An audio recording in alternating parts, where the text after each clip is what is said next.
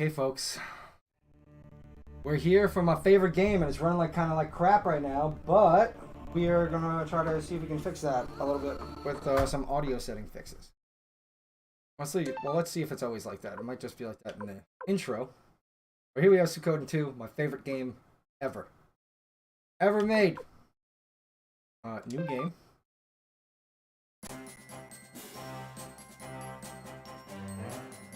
Yeah, the music's not fucked up in any other part. Alright, so of course we're going to use the actual character names as we know them. Boom. It is. Do you want to load save data from the first Suikoden? Yes! I do.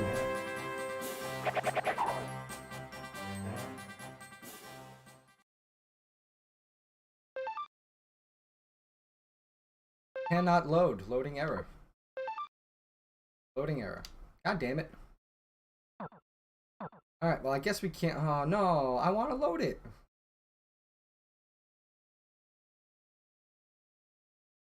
Well, I guess we'll live without loading it.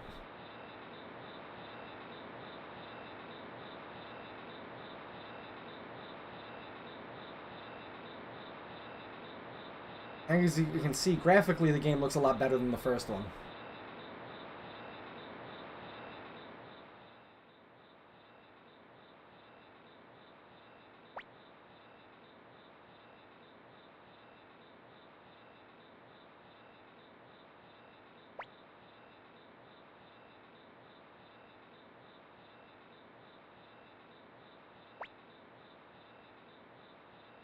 So here we have Joey, or Joey, really, I think is how you pronounce it, from the Japanese version. But almost everybody who plays global version here always calls him Joey. I'll just call him Joey. Or Joe. Jojo.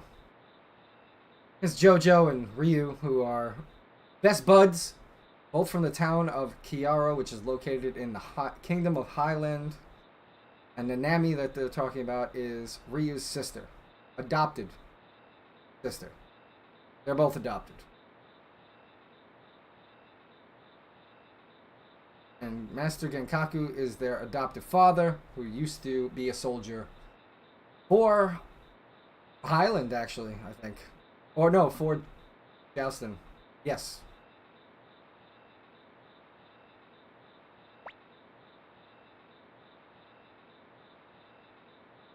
Want to get some fresh air? Looks like a nice night. It does. Let's go outside.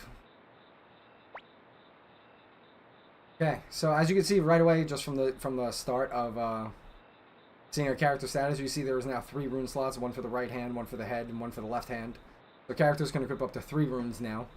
So characters that come with their own unique rune aren't locked out of using other runes, like in the first game, which is very good. But a lot of times, even so, having that 1 rune slot lock kind of gimps them from being like the meta characters in the game. He doesn't have this problem right now. And we can dash by default or walk, which is sweet. Let's just do our settings. I like my message speed fast. I like my things not transparent. And we're good. Okay, so.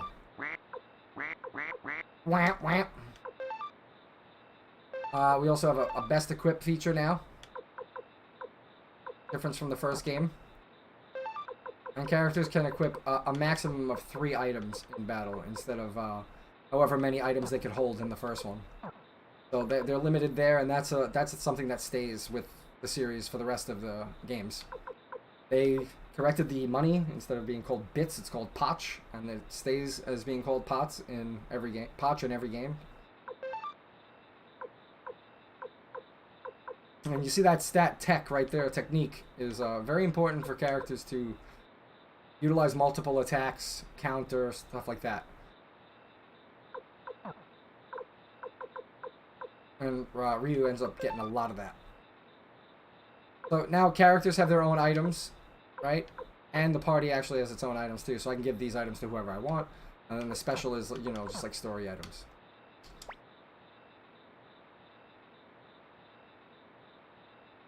So they're part of the Youth Brigade of Highland, which right now is in peace talks with the city-state of Joustin, which we did see in the first game, which we heard of in the first game. right at the end there when we rescued Warren from Moravia Castle, Matthew convinced the Joustin army to attack the Empire and distract them while they got away, if you remember that from yesterday. So that's the central location of this game, is the city-state of Joustin and the Kingdom of Highland.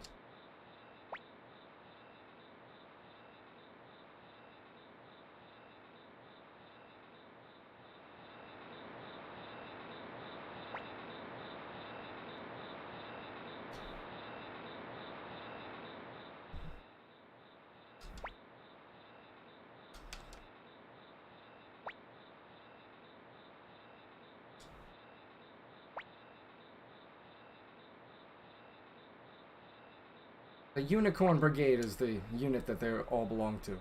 They're all kids. They're all like young adults. They're like trainees.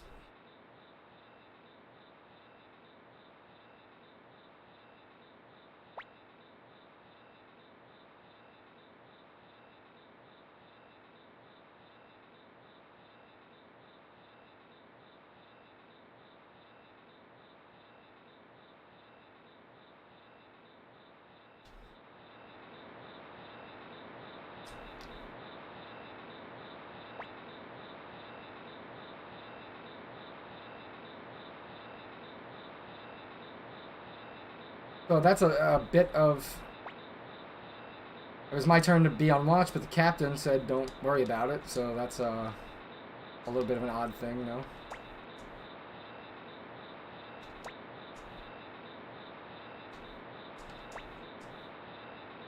Go to sleep or the captain will get mad. So, really, you're supposed to go to sleep. I think this is the captain's tent. Yeah, that's Captain Roud right there.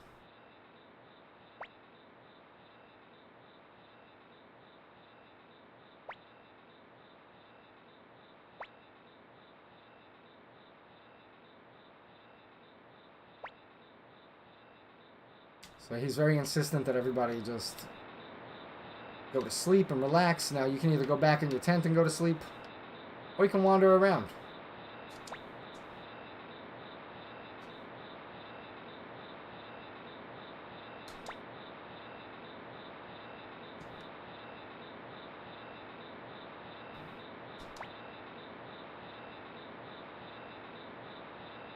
Wow. Wow. Look at this.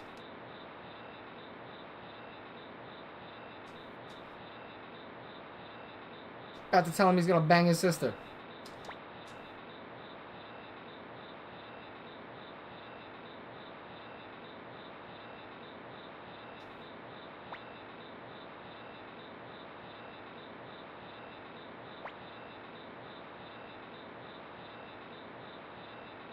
So we just saw a soldier that was creeping around out there.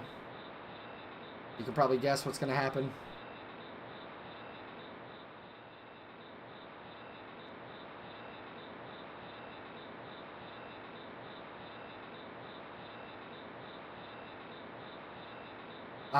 I think if you go this way, you find something that you're... come across something you're not supposed to come across.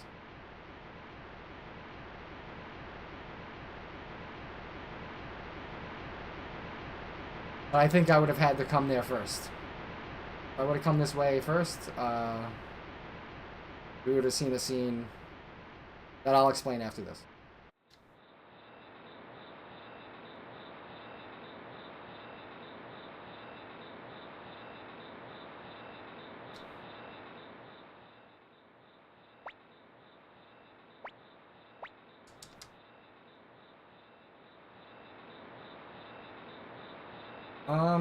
I wonder if I can actually trigger it now. I went back in the tent and chose to go back outside. I wonder if I can...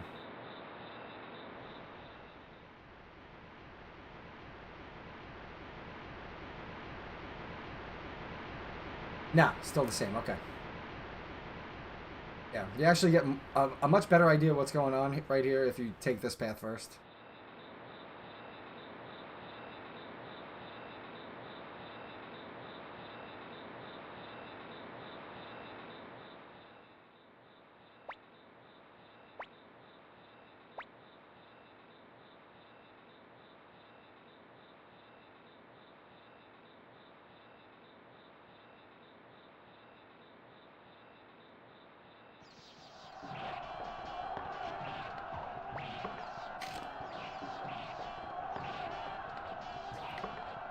So the Youth Brigade is now under attack. You can probably guess who's doing it, which was those soldiers that we just saw.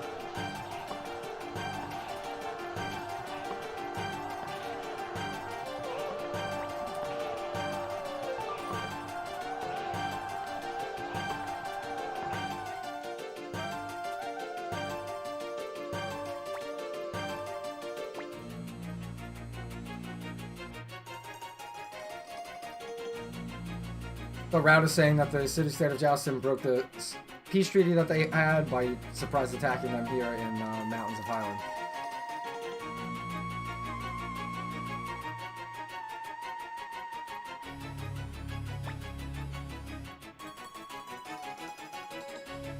So I believe if you go to the east,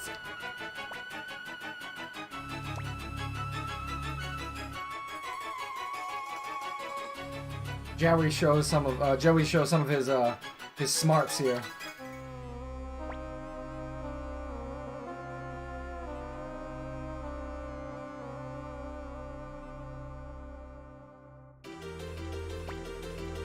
See?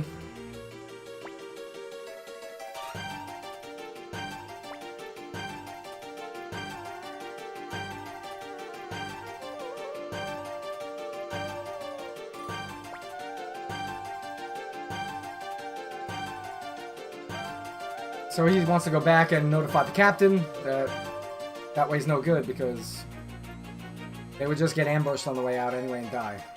All the rest of the soldiers are dead now.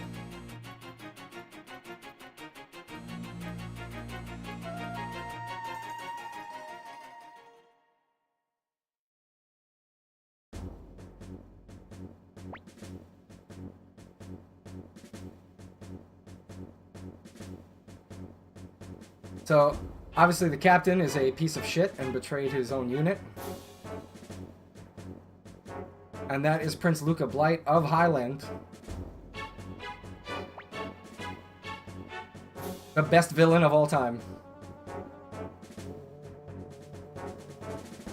So he set this up to blame it on the city-state of Joustin when it was him killing his own people.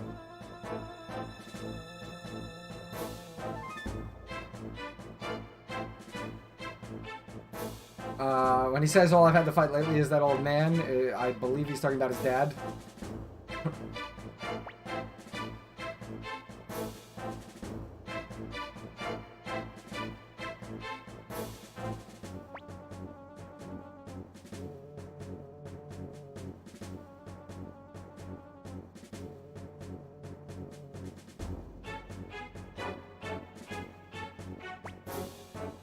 So Luca wants to go to war with the city-state. He doesn't want peace. He wants problems always.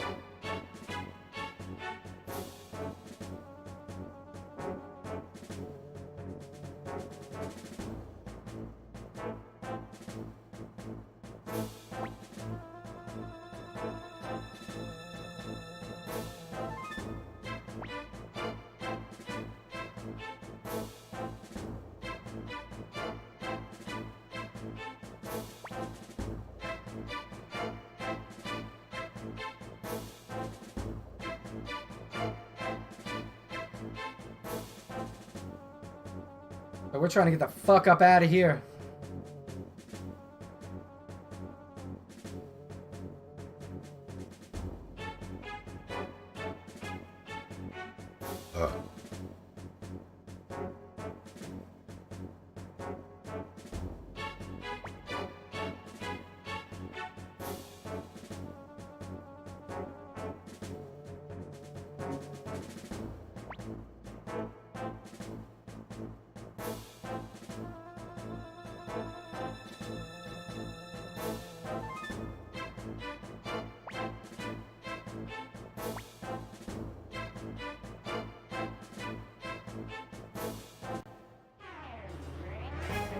So, if you actually can win this fight, which I don't think we can right now, but if you use like a Game Shark or something, or whatever, we also have the buddy attack here, which is a totally awesome unite attack between Ryu and Joey that lets them attack every enemy for 1 times damage. And that's both of their attack combined. with no unbalancing.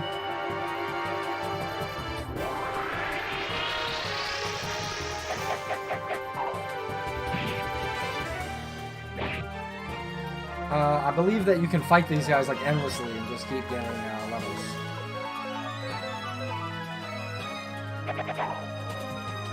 Ooh.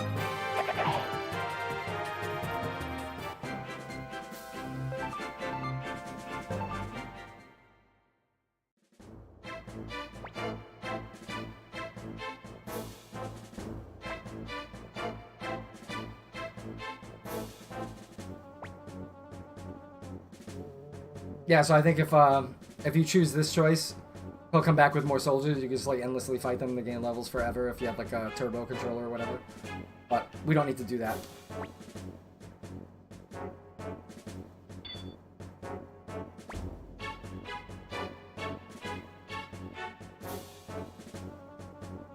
Smart thinking again by Joey.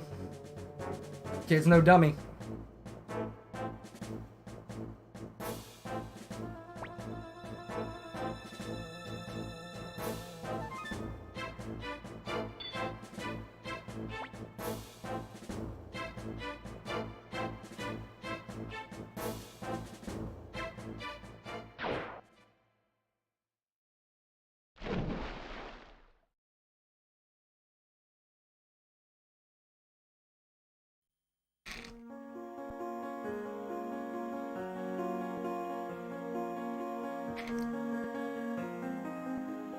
Oh, there's Joey and Ryu and Nanami as little kids.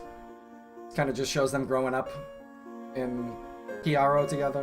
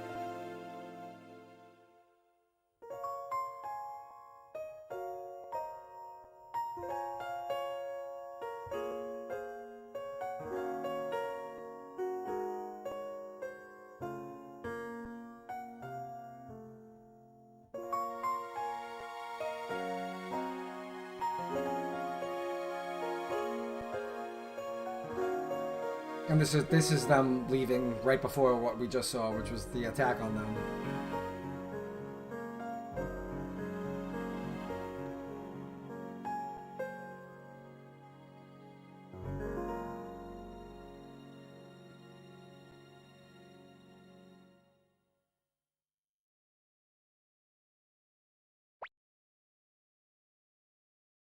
We know who that is, right?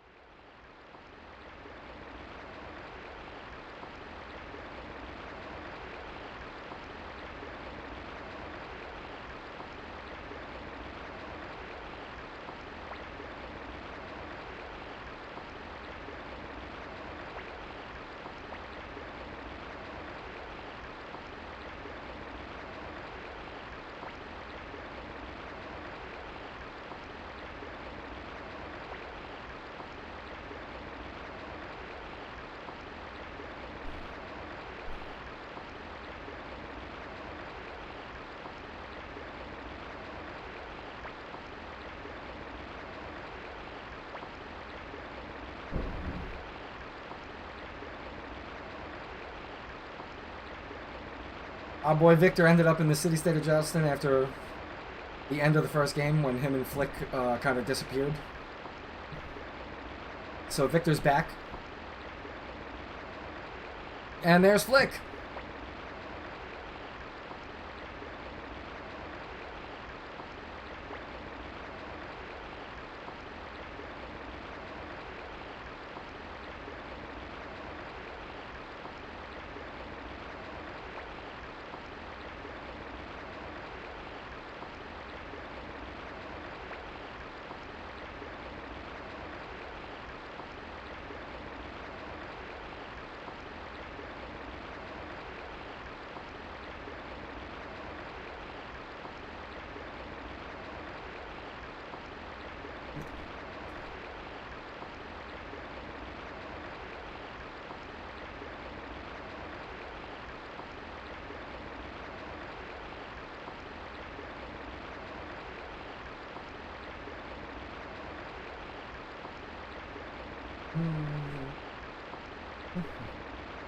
Okay.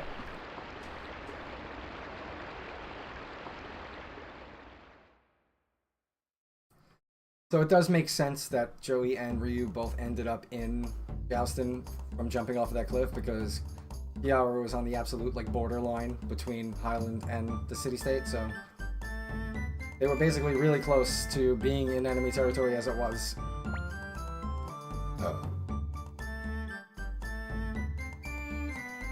This will be your room for a while. It's small and not too comfortable, but you'll have to live with it since you're a prisoner. So once again, the second game. Not the best translation in the world, but we'll live.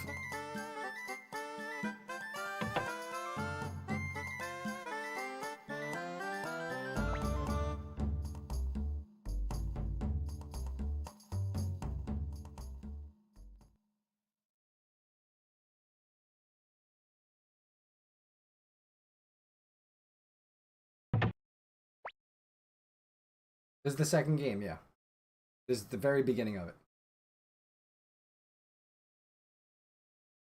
Pole. This guy's name is Pole.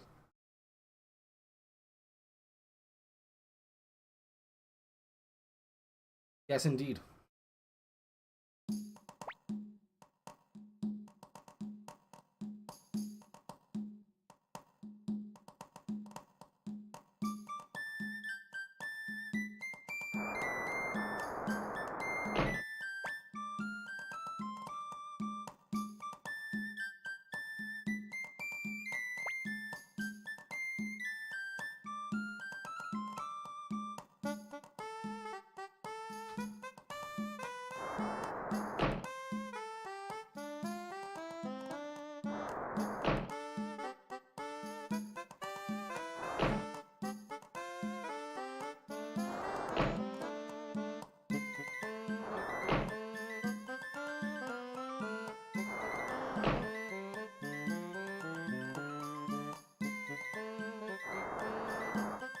I don't know if you really have to push that one all the way over there, but still.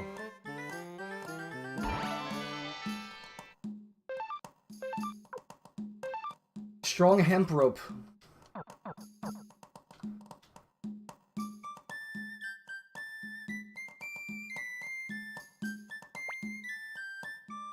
You did a nice job.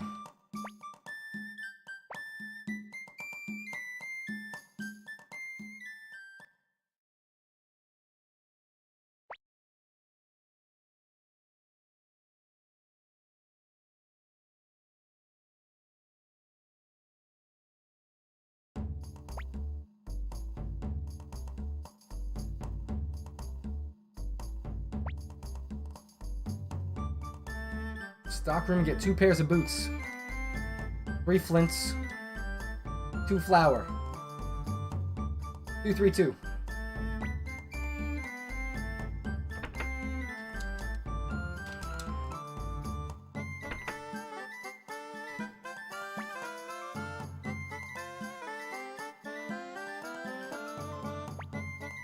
So you can say 3 and get an extra pair of boots.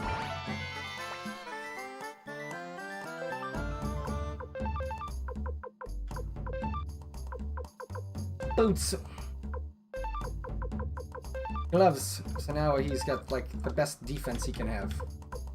The game is smart. It doesn't let you equip 3 pairs of boots because that would be silly.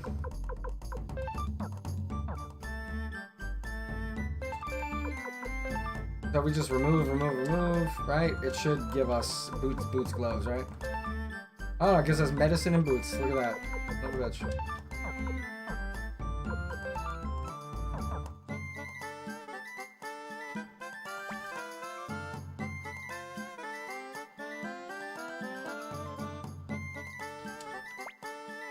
I want some flints. 3. Don't drop them along the way. And then we had to go to the item store. It's upstairs. Let's talk to everybody, though. I think I'll go back to my village.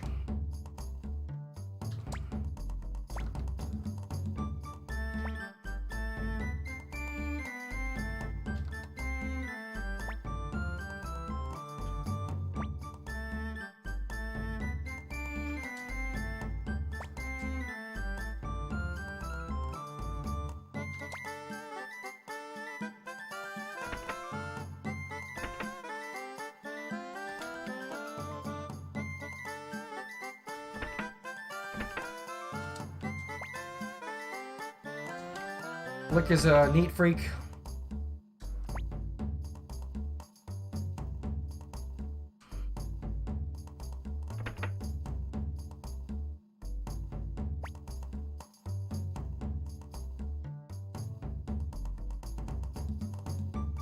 So this game is a lot quicker on introducing you to like some of the characters that you'll be recruiting like right away. And in the first game, you don't really see any of the recruitable people until you can actually recruit them. I think there's like a puppy outside that you can like pet, or a horse or something. Hold on. A farm puppy. Okay. Oh, never mind. Can't go outside yet. Flour? Sorry, we're out of flour. We'll have to go to the village. Okay, no problem. Oh snap, Leona's like, come back when you're an adult and I won't get arrested. But I think she's talking about drinking, because she runs the bar.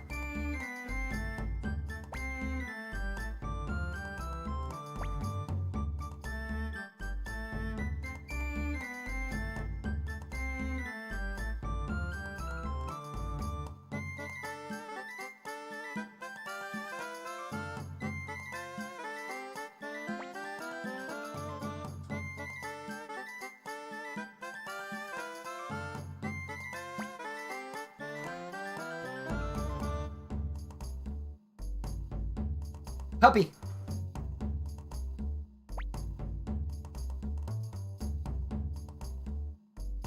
Just like a dog.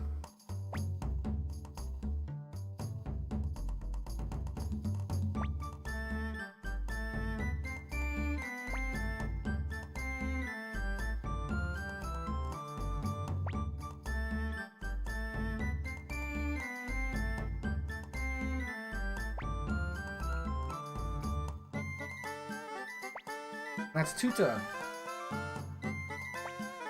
He's in the third game as well.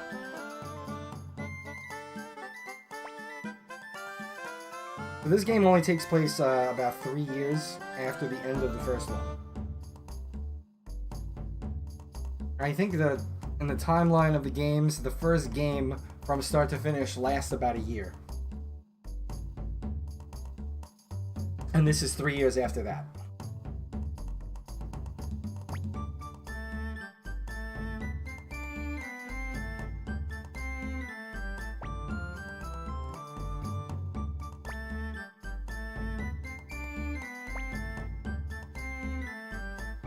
She's like, who's a good boy? And he was like, yeah, sure, I'll do it.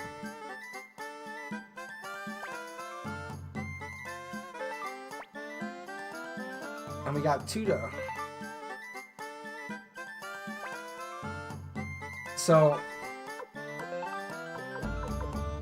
Tuta has a unique rune that makes him use medicine on injured allies automatically, so...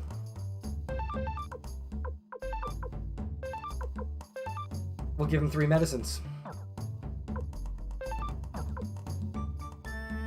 A lot of characters have locked equipment until you can fully recruit them. So we can't do anything but steal his medicine.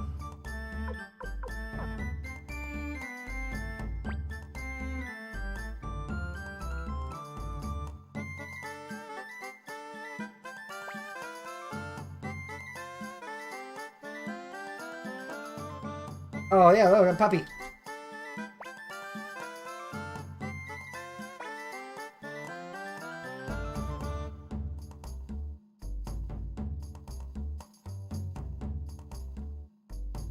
I swear there was like a big ass horse here too.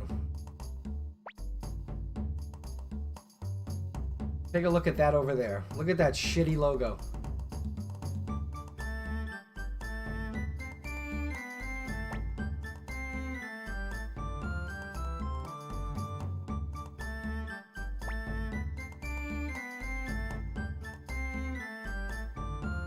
No horse, huh?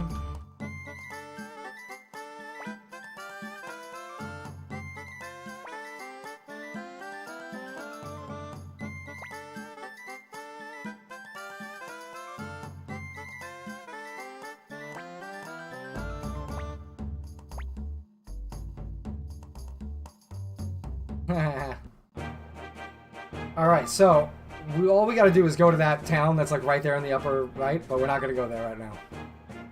What we're gonna do is save the game there. A little save state.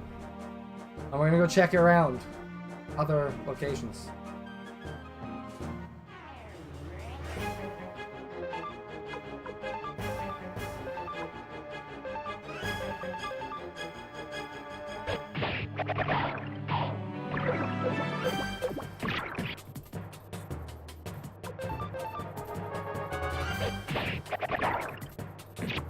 So I like to set Ryu up as kind of a healer. This way your party always has one because he's always on the team.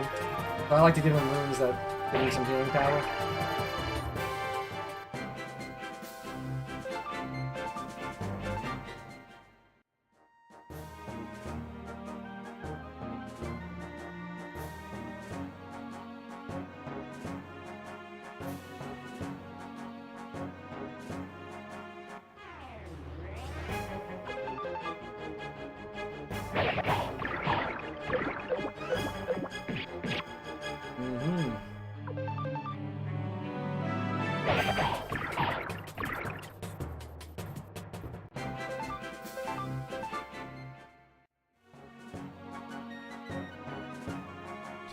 Look at this town here, Toto. Nice place.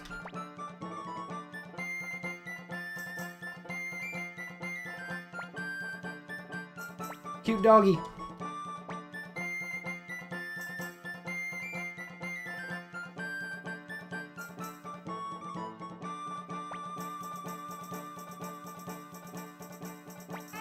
Zamza.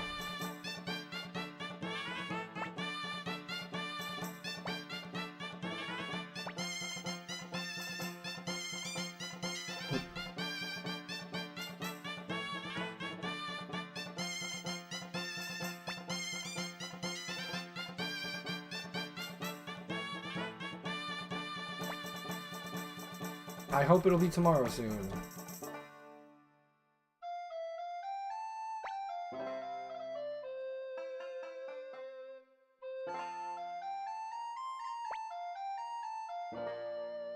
Oh, that's another thing about this game. You can pretty much search everything. And some stuff has stuff in it, but not a lot of things. Not a lot of things have items in it. Kitties. That's Hannah. She doesn't like kids.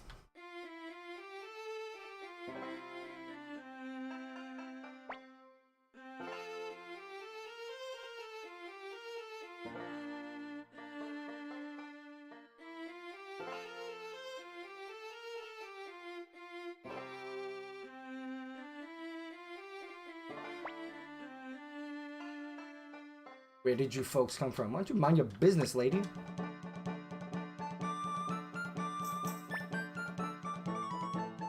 So this game also has the introduction of rare finds, which is sometimes item stores or weapon stores will sell you something that you can't find until later in the game.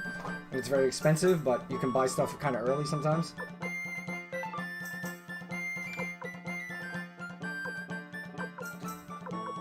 We can buy capes and wooden shoes if we wanted to, which we're not going to. And I like to sell these because they're worth a lot of money.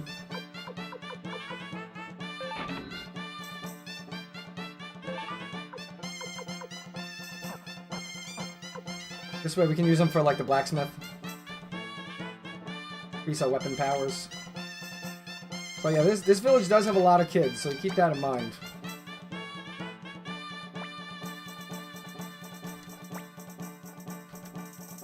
He likes to play house.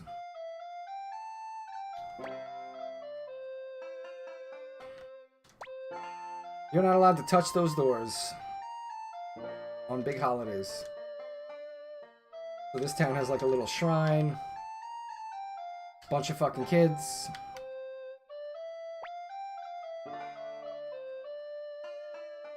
That's Pilika. Actually a really important character in the game.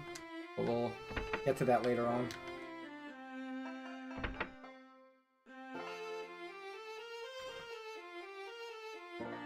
Let's see, will it let us go out to Muse or no? Oh no, you can't.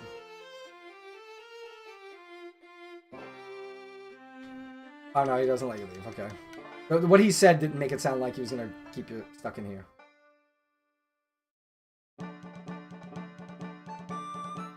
But no big deal. That's that town. There's nothing really nothing else really going on there.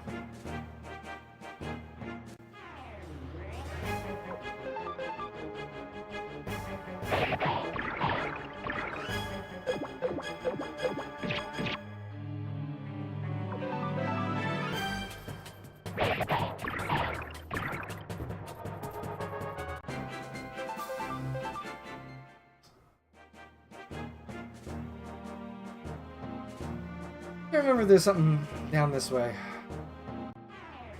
Might be. Ooh, bonbons, or furs. These guys will give us actually more XP.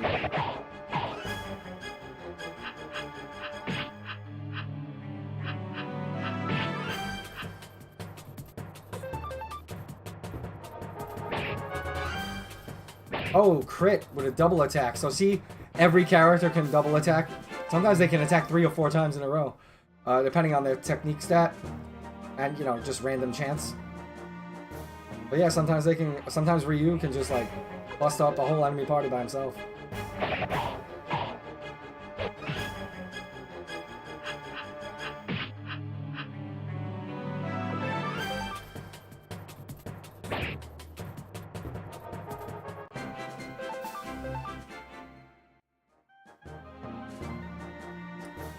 I feel like there was something down this way, and I can't remember if I'm nuts or not.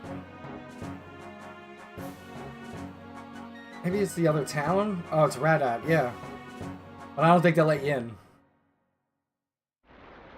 Yeah, because we're fixing the sluice gate. You can't cross the bridge, right?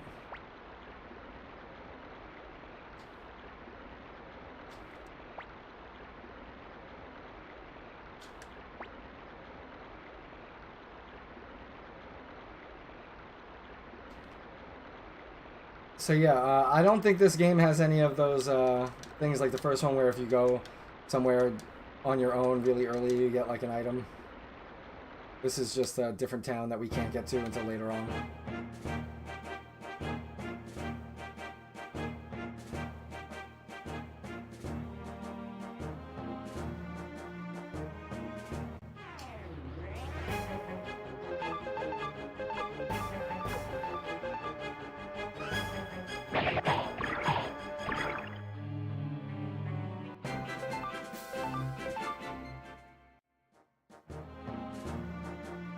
Now this game is a little bit more strict with recruiting characters like than the first game is. First game, you know, a lot of characters, like I said before, is just you talk to them, they join you, that's it. They just seem everyone just seems very eager to join the military in that game. And in this one, a lot of the characters, you have to like do something for them, bring them something, be at a certain point in the game, have certain characters with you. Your castle needs to be a certain level to recruit. So there's going to be a lot more backtracking in this game to get characters than there would have been in the first game. But in general, the characters are better than in the first game because they can equip more specialized things. There's a lot more characters in this game that have like unique runes that are actually good. A lot of them in the first game, I used Valeria and Ronnie all the time because they were the 2 best characters in the game, pretty much.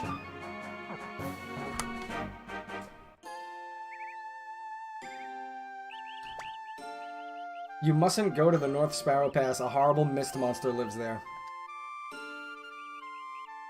He was so scared he had to change his pants afterwards. Poor man pissed himself.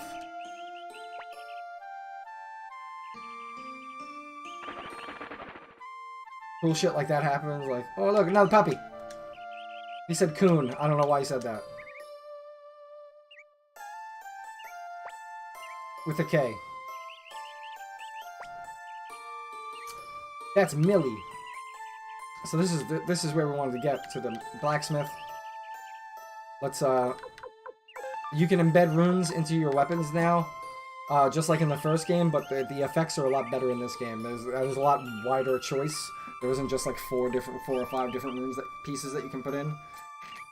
There's multiple things that have special effects. Like there's one called the Solitude rune that if you put it on your weapon, For every character that your party is missing, so let's say you can have 6 characters, but if you only have 5 or 4 or 3 or 2, your attack power increases by like 20% for each one missing. I actually believe they took that out of the game, and the only way to get it is with like a cheat code, because it would have made you way too strong. We can't sharpen their weapons yet. Because I think this guy only goes up to level 2. Let's see. Yeah, he only goes up to level 2. But still, that helps.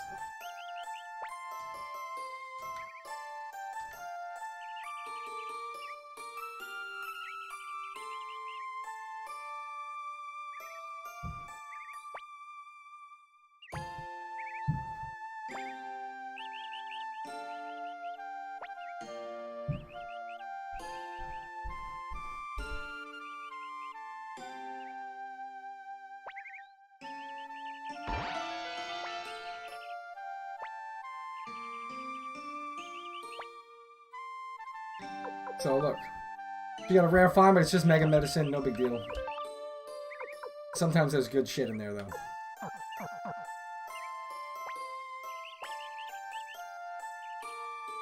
He said he wants to watch the show, and she said, no, it'll make you dumb.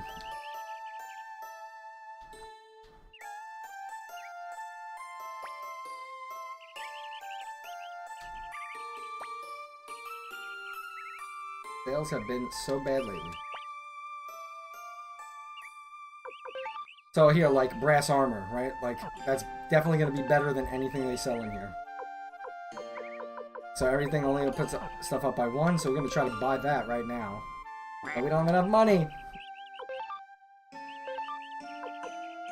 So we sell the Mega Medicines. And we sell the medicines. And we sell the medicines. Now I can buy it. And you can equip right from the armor, boom. And we can sell the robe for 50 potch, boom. And we can actually buy another if we had enough money for it, but we do not. A leather hat, robe, tunics, leggings. What can we buy here? Oh, we can't buy that shit, so... Exchange. We'll have an opportunity to get more money. So. Did I get this house already? I feel like I didn't.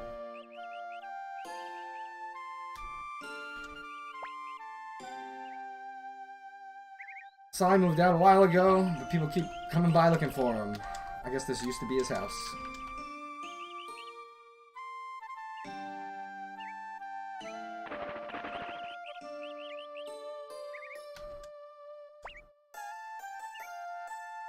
Air and water. The air is delicious.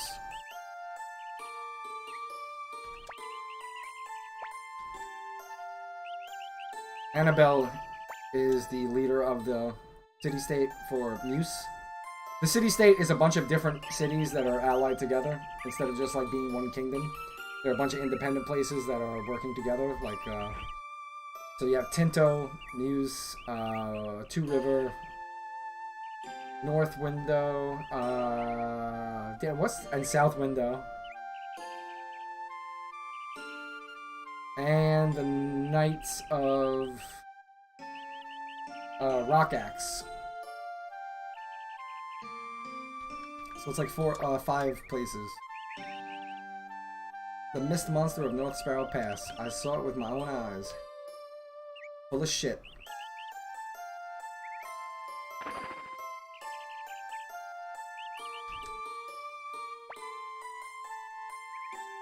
I feel like there was something you could find in one of these. Like buckets.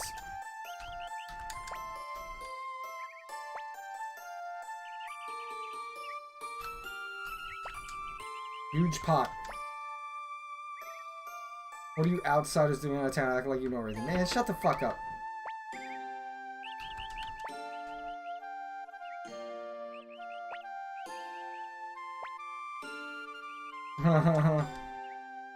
Isn't our daddy the greatest? Yep.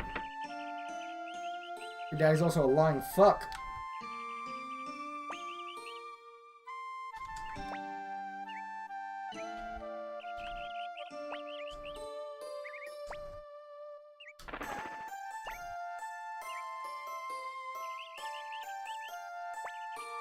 Me Bolgan.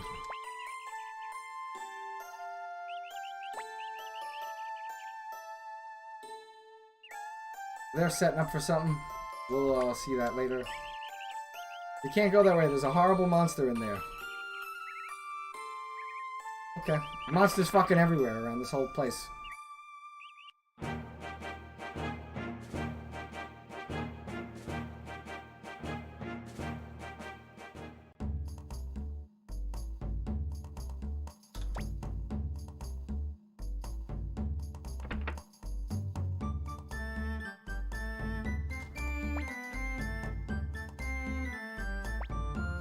See you, Ryu. Bye-bye, puppy.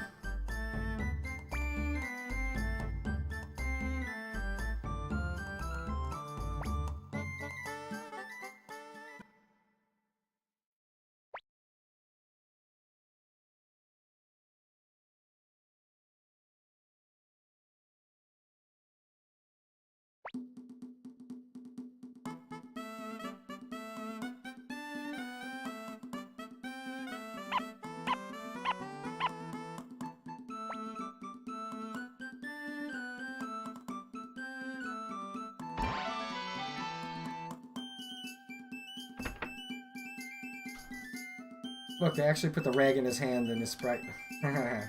This game has a lot better sprite work than the first one, even though the first one had good ones too. Oh, I thought there was shit to clean up here. Hold on.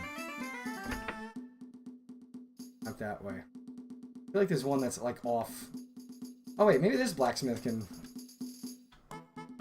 Wait, what? Oh, you can't show up in here. Well, at least not yet.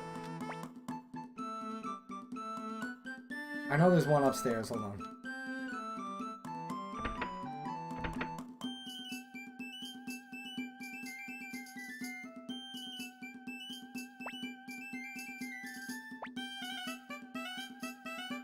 There might be one like upstairs.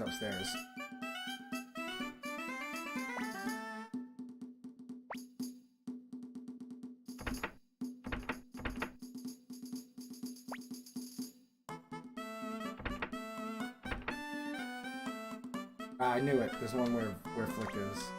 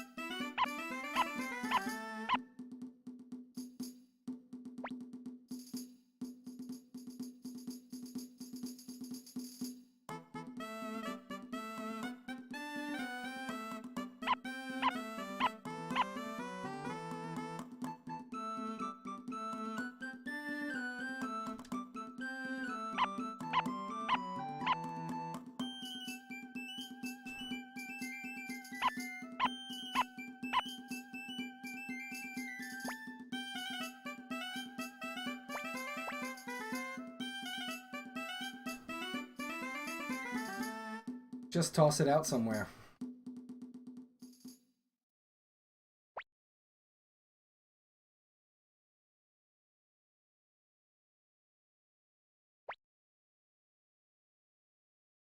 He's been here for a couple days as their prisoner, helping him out.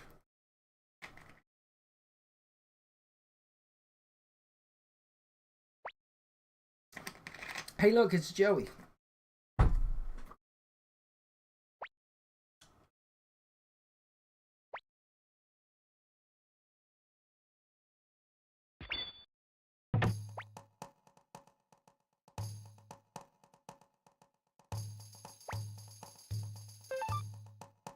My boy came to rescue me. A true bro.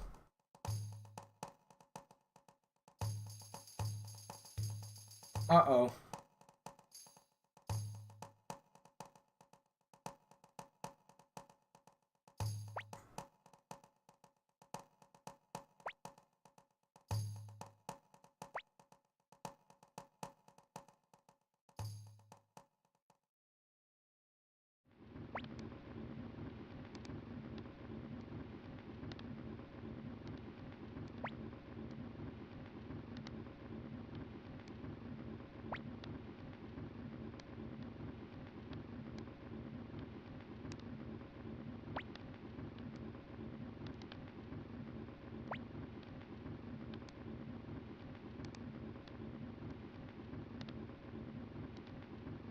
Hang on a sec.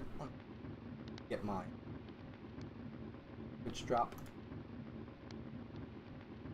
Ooh.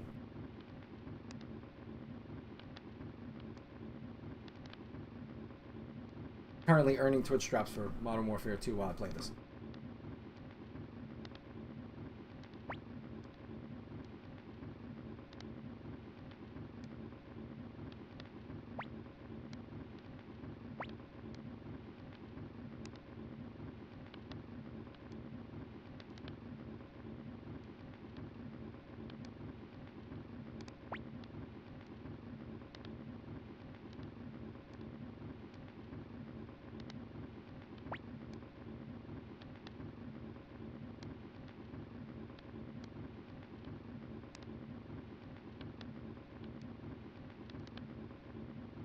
So just to give you like a preview of what we're dealing with in the first game compared to the second game. So the first game's villain, like I said, that they tried to paint the Emperor Barbarossa as like this horrible dude, but he wasn't really that bad to begin with. And Wendy was just like, you know,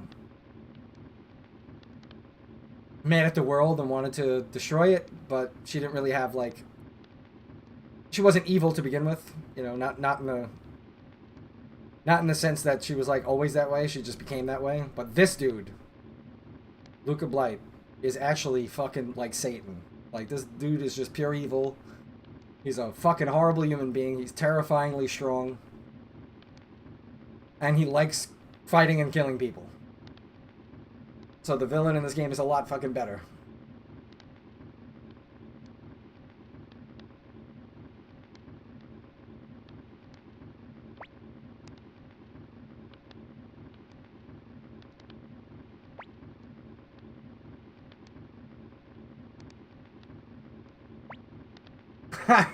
Joey don't give a fuck.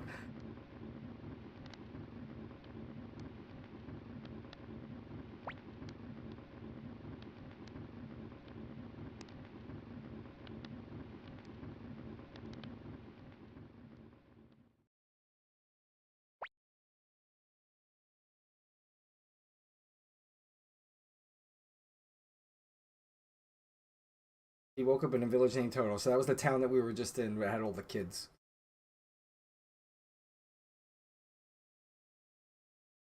And when we talked to her and she said Big Brother's missing, she was talking about him.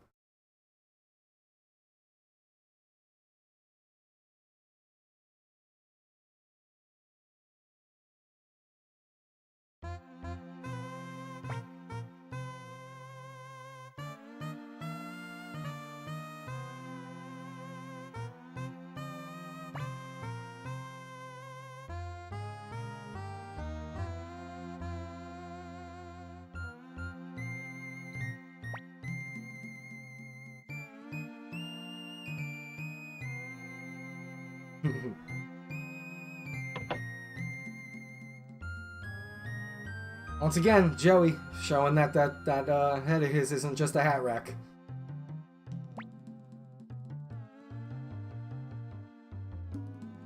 Doesn't like carrots.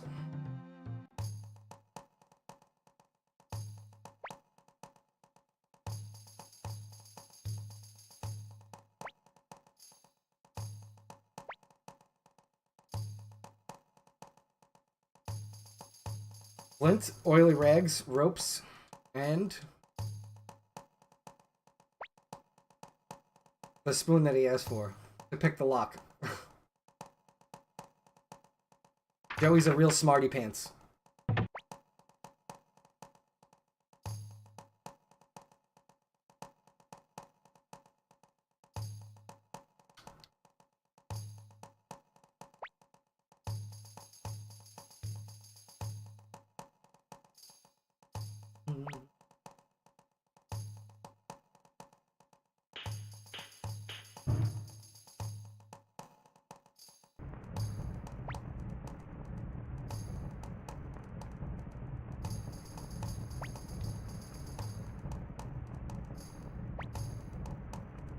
What are you saying?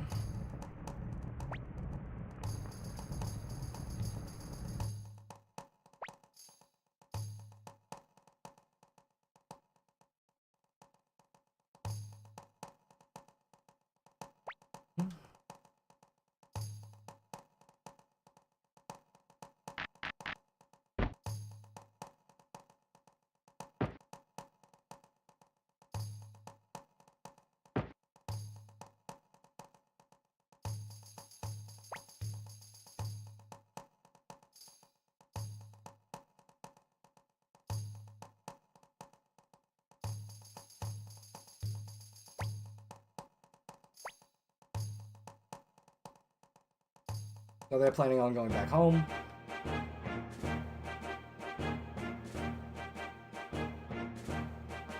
So instead of going to the village right away, we'll go to the North Sparrow Pass.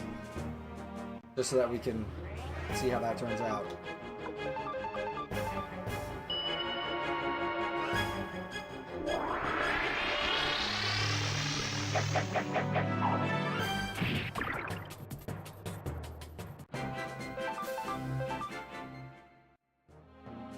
Any enemies that we fight are going to be made quick work of with that Unite attack. So this is basically the Tyr and Kai attack from the first game, just like with the cool animation.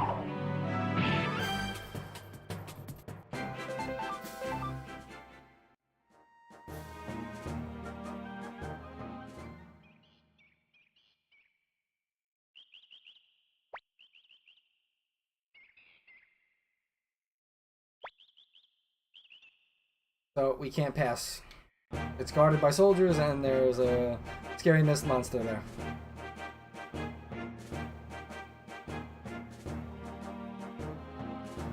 Oh, you know, I wonder what happens if you go to Toto right now. Go see Pilica.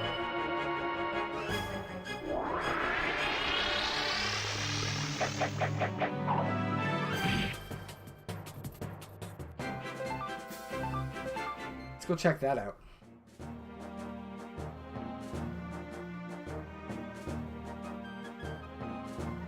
So, the meta of this game really is physical damage.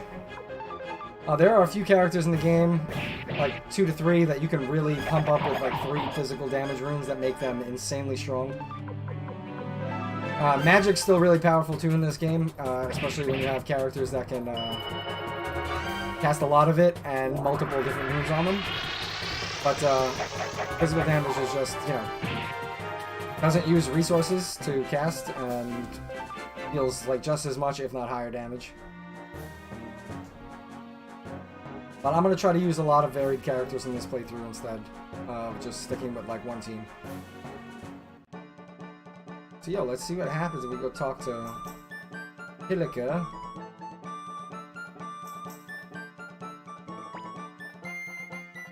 Nobody home.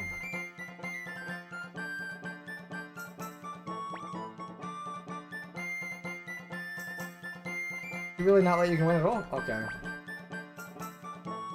Alright, so you just can't go in. That's fine.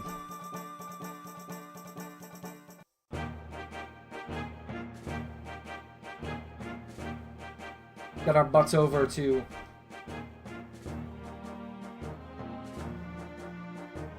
the only other town we can go to.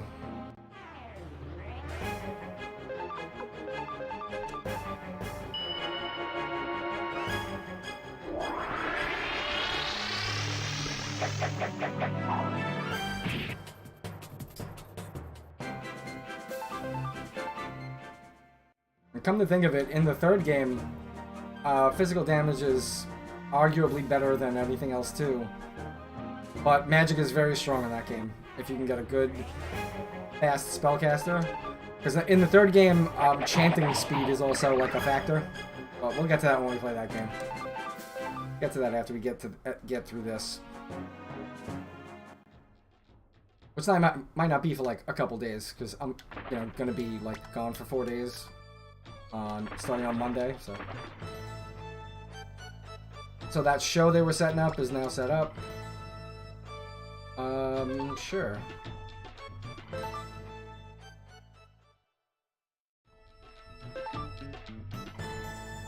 Let's just save the game here and go.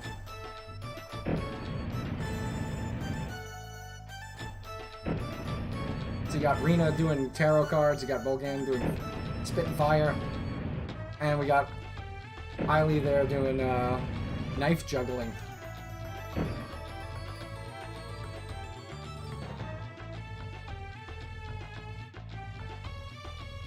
I recognize the music too from the first game.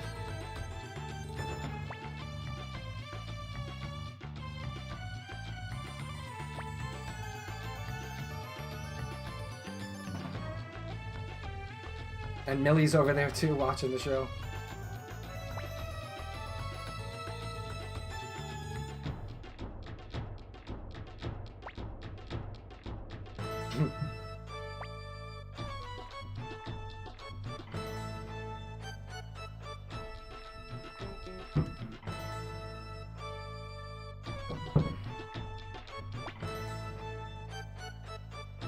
Please don't move. She hasn't been doing too well lately. Oh boy.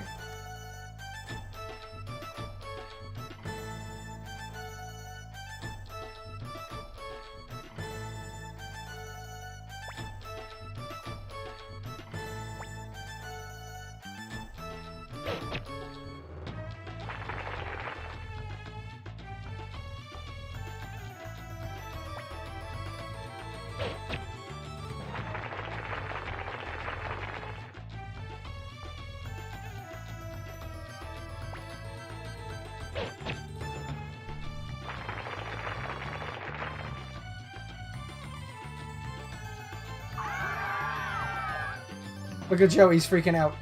Ah. Don't move. There we go. I'm pretty sure if you move, he just gets hit with the knife and it just skips to the end.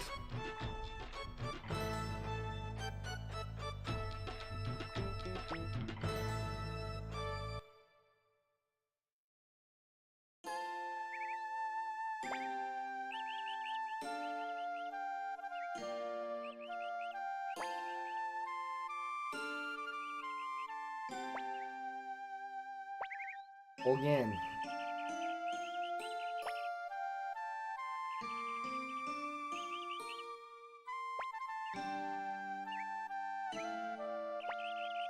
The Mist Monster.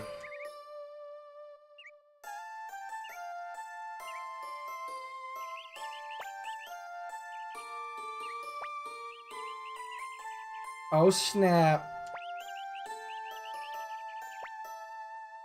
Ha!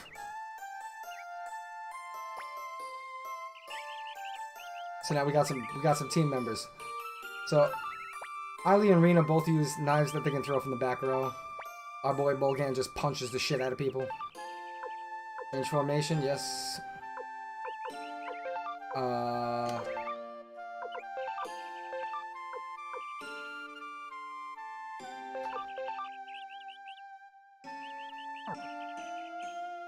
So his rune does 2 times damage, but it ruins balance, so he gets stunned. But still, it's worth using. Especially if you got... There is a rune that you can add later that stops you from getting unbalanced. So you can use that to then use this every turn for 2 times damage, which is great. She starts with a fire rune. And each character in this game does have a rune affinity, although you can't tell what it is. The game never tells you. It's just something that people figured out from like the internal data of the game. So I might look up what characters are good with what runes later, like elementally. We got a nice squad here.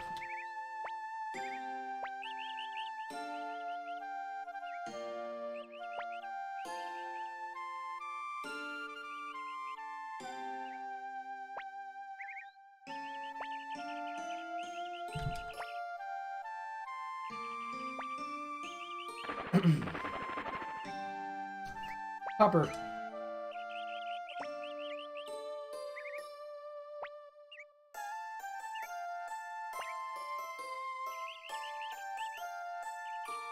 Let's see, can he level anything up? Let me see if... Oh, Joey gotta get his put up, for sure. I don't have enough. That's okay.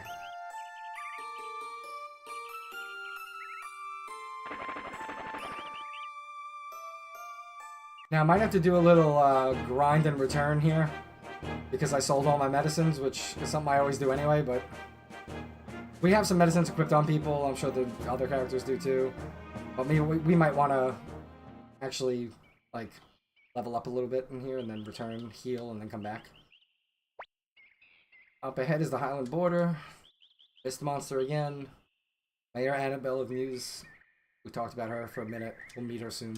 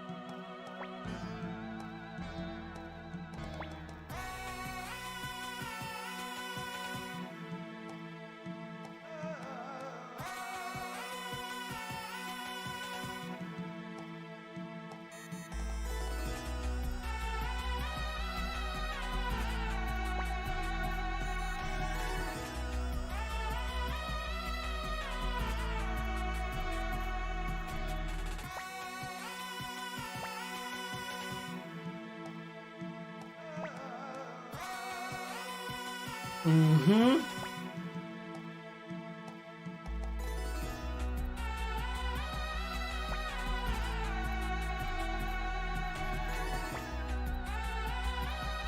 Uh-huh. She totally blew that guy to get passage. Adult conversation. Sure.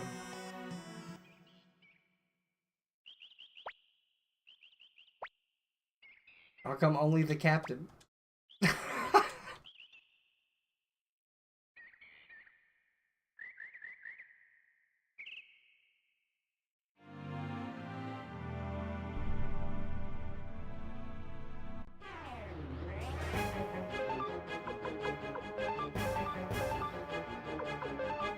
Oh, so they have a unite attack as well.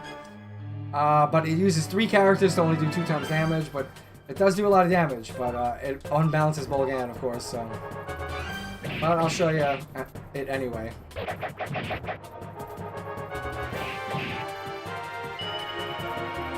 How does it they live through any of this? Oh, they're dead.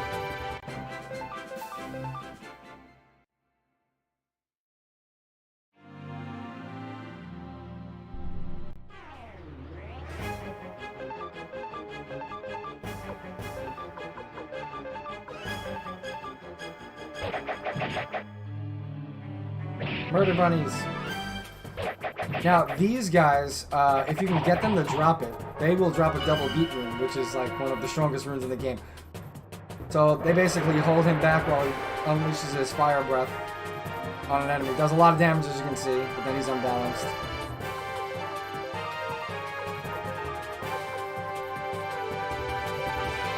She can use her fire, but we're not going to do that right now.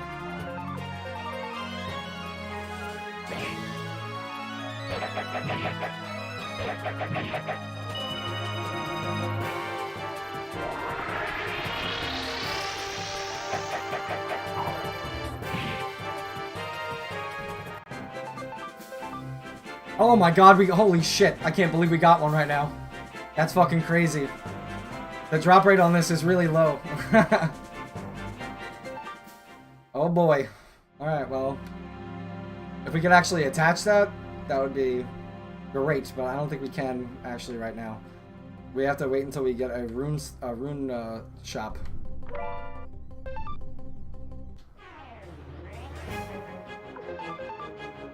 Oh, look at this wolf here.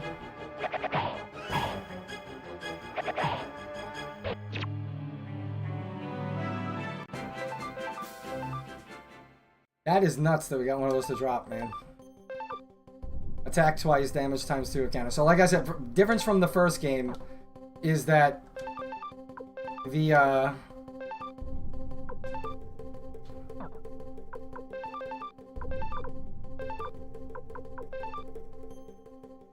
difference from the first game is that there needed to be 2 enemies for you to attack in the first game with the double beat rune, and it would attack one enemy once and another enemy a second time. This version of the double beat rune in the second game, you just attack twice in a row, even if there's one enemy, so it's really strong. And we can put it on Ryu as soon as we can, and we'll leave it on him for quite a while, because he'll still have his 3rd slot open at some point to use like a healing rune.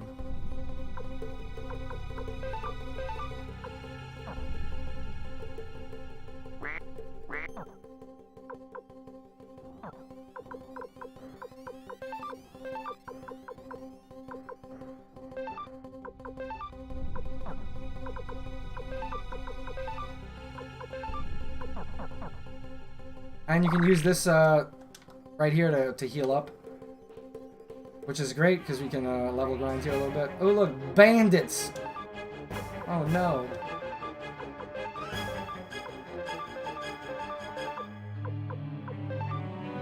And since we have fire runes now actually attack all enemies with most of their spells, or a line or a row. It's usually not a single target spell anymore. They'll probably die from this shit anyway. Probably. Yeah, they all dead.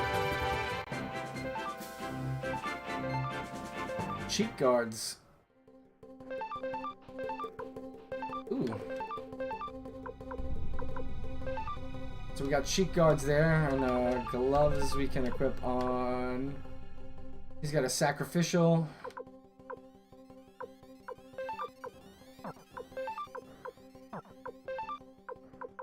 I'll take one of the medicines away from Joey, I guess. Or Joey. And we'll keep it moving.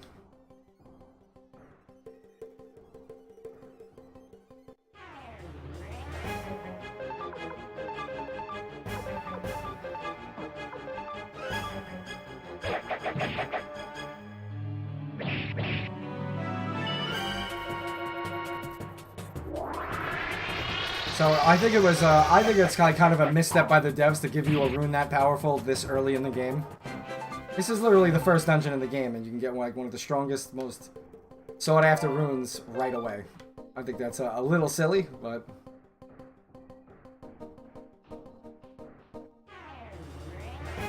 that's their mistake, and we're gonna abuse it.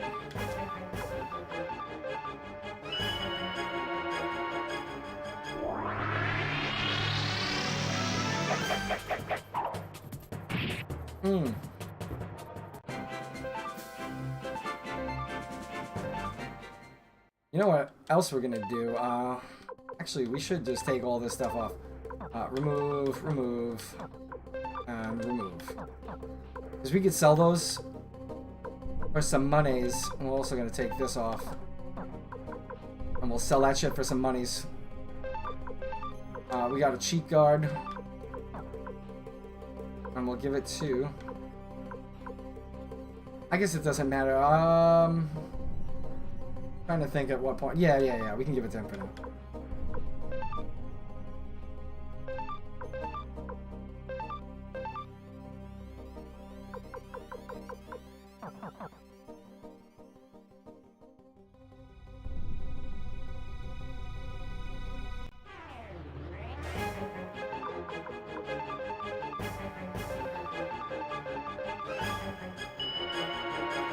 We don't need a lot of these items, so we're going to use them to make some early money.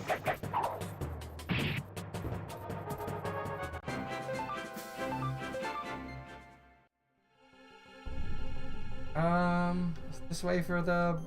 Yep.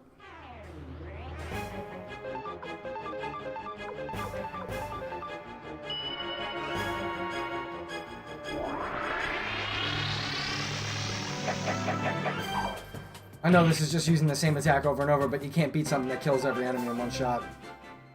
Just free XP. Hey, there goes that brass armor that we couldn't afford before. But now we can give it to him.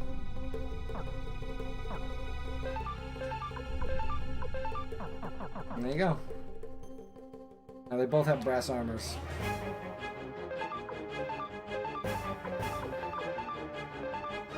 I think the level threshold has to be higher now for you to be able to let go enemies and not, you know, take the risk to try to run from them.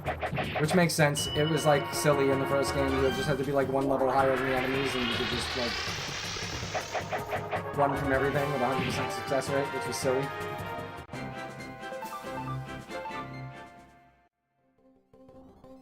I think if you had Stallion on your team, it made every enemy party be able to be run away from successfully.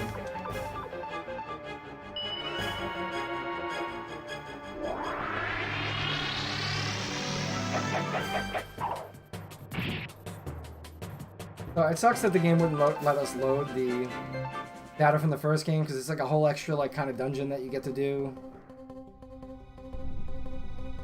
But whatever, the memory card thing on this emulator is weird.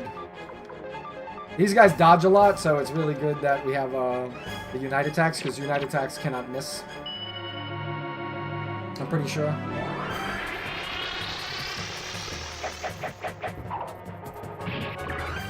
Yep. Those guys are annoying. They dodge everything. Bees!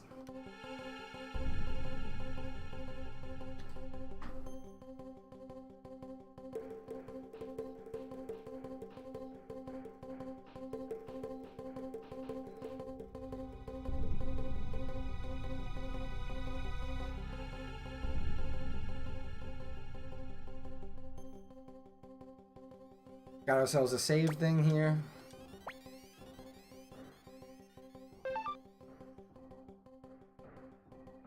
So I just want to see something.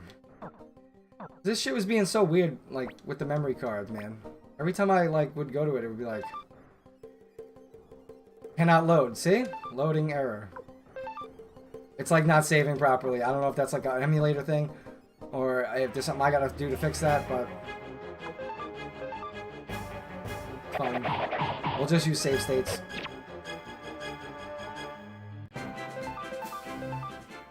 And we won't have that problem with the rest of the games because that's a different console. It'll be PS2. Getting a bad feeling. Here it comes.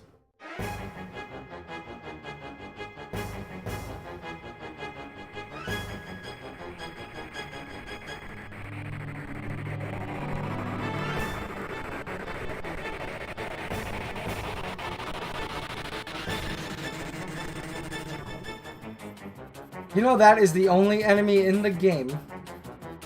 Oh, there might be like one more. That used like a full motion video to like create that effect. And they don't use it for any other enemy. Oh, like I said, maybe one more enemy.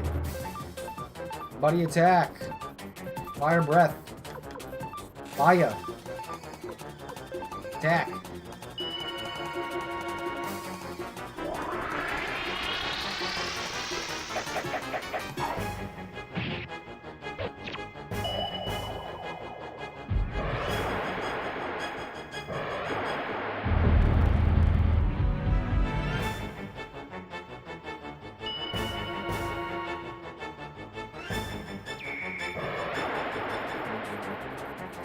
Get it, baby.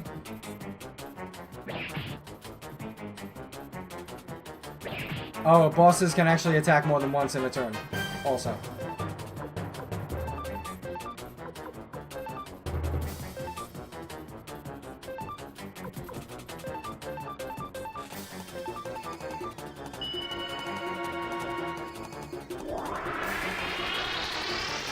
Next turn we'll do a double unite attack. Because Rena's out of magic anyway.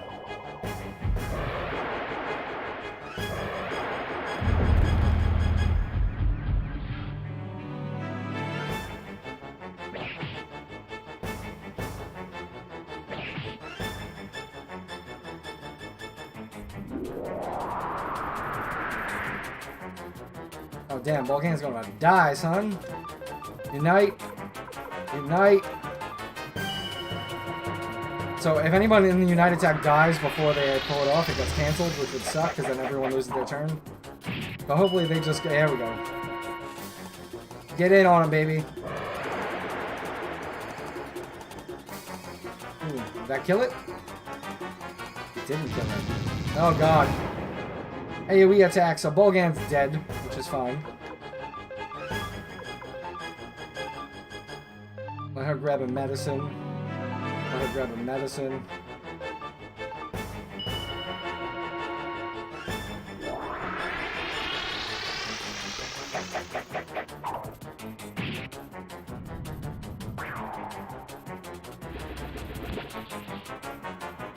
Oh my god!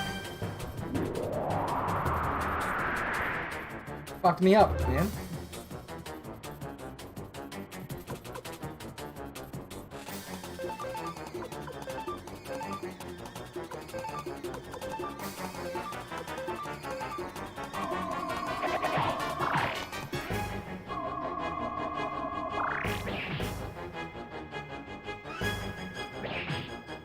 Yeah, she dead.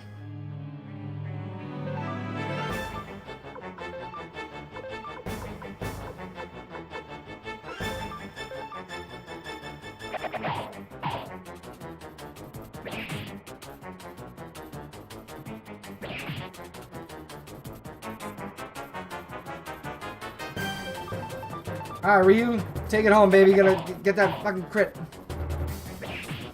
Get that crit, baby. Don't die, baby.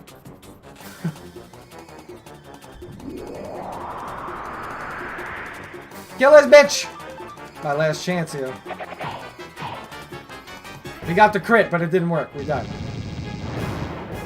Oh my god, I'm still alive. Oh my god, I'm still alive. I have 11 HP. Get in there. Get the crit. You got the crit. It's dead. I killed it. Oh my god. I leveled him up a lot.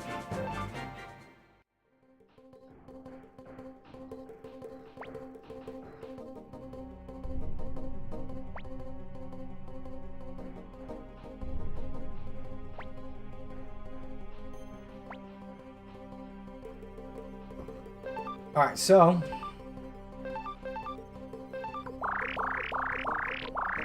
let's heal everyone up. Let's also remove. Remove. Remove. Remove. Alright. Dead party members do not get XP. So if you want to level up one character, and you're forced to have like a couple of characters on your team, you want to kill them off.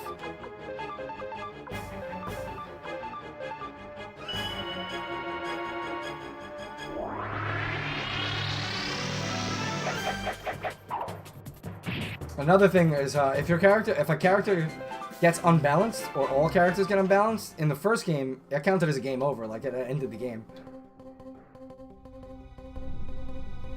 I'm not sure if it's that way in this one, though. If you want to level up one character at a time, they get far more experience.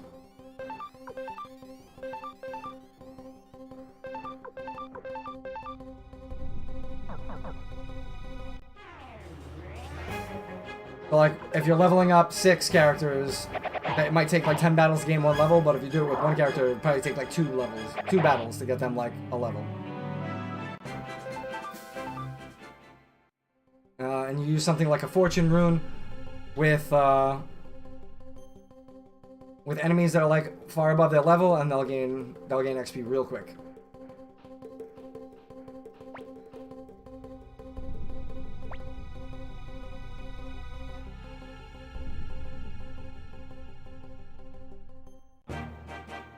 So now we're back in Highland territory.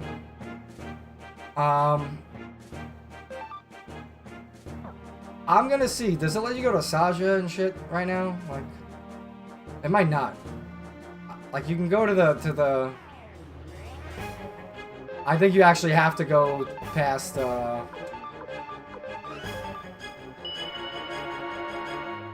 might have to go like past this mountain thing to get to Saja. There's a town that's in Highland that you can access, but you might not be able to get there at the beginning of the game. I'm not sure. I don't remember. I'm just gonna save here so that I don't fuck anything up. But like, this is the way to get into, yeah, Tenzin Pass is, oh shit. Yeah, no, you can't go there yet. Tenzin Pass also has like crazy enemies in it, that are like endgame. That drop like crazy shit. They'll drop like crazy, like high-powered runes and stuff.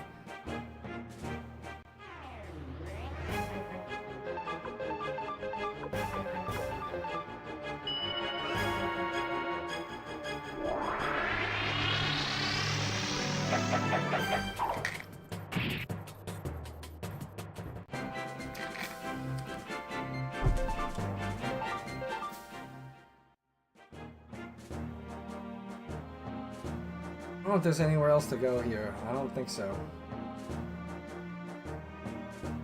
Yeah, nope. Not until we can go past Tenzin Pass, which takes us into the area where Saja is, the capital, everything else. Oh boy, what are these guys?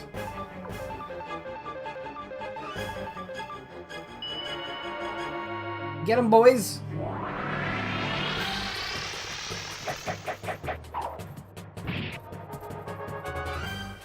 That's okay, we still kill them.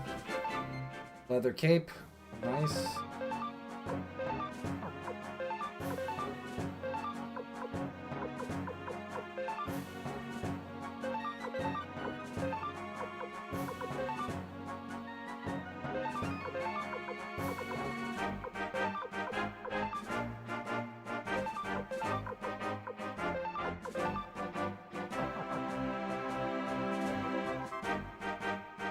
There's a lot less item management in this game due to the fact that characters...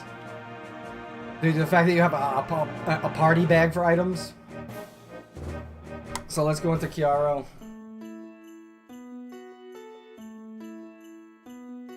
We're back in town. Back home.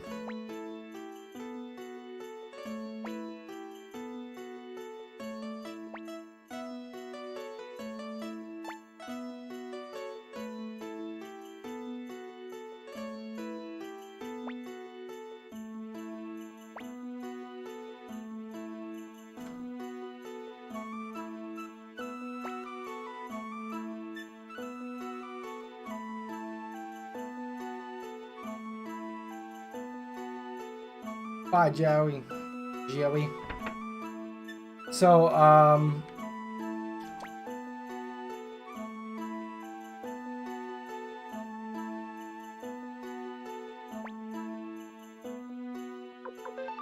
Rare finds winged boots for 10,200. Alright, so let's sell. This is why we just sell, like, everything we got, bro. Like,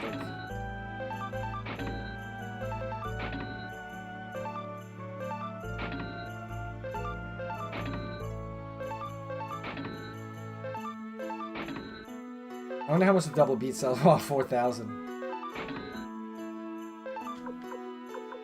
That's sacrificial Jizo is the sacrificial Buddha thing that brings you back to life automatically if you get killed, and they are worth a lot of money in this game. So I'm selling that shit. So now we have the money to buy that. Winged boots, and winged boots are fucking, look, 10 plus 10 speed is fantastic.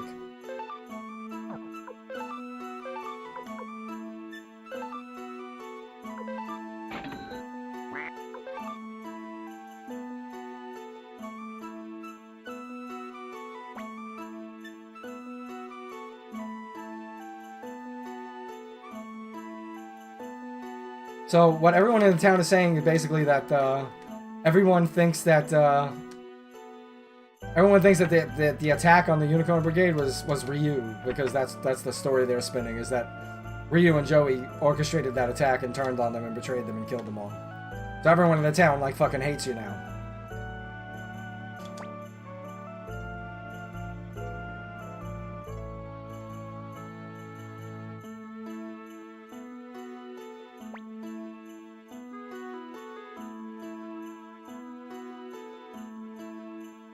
You got that little kid, a little prick. I think that's the way to Joey's house. Oh wait, no. Joey's house is this way.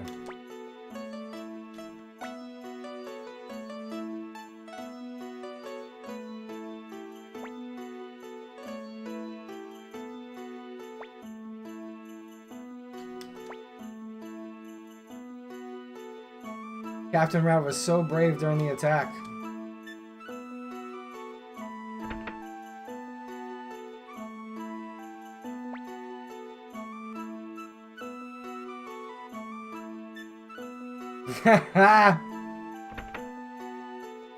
Guess I shouldn't talk to that guy. Difficult books.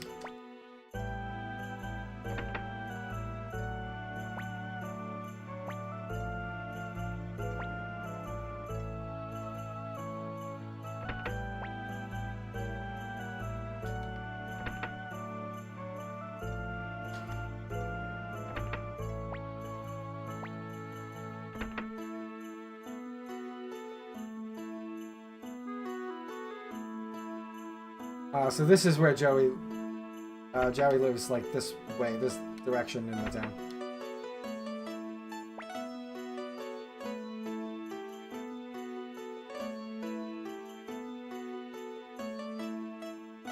A famous doctor in the Tauran Republic. So the Tauran Republic is now what the Scarlet Moon Empire was. So the Scarlet Moon Empire's people, the location, the setting of the first game, that's who we were like overthrowing. It's now called the Tauran Republic. I bet you look cool, he said, the little blind kid.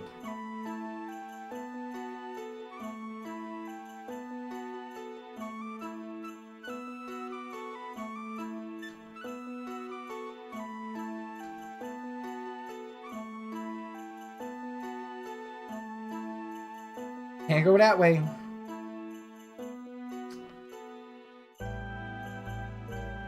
Yeah, I think that was Joey's house, though.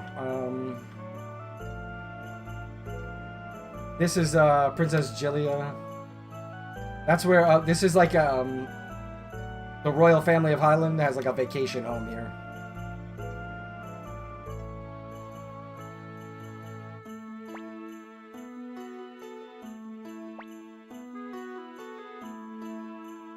You're a traitor like your dad. Mm-hmm.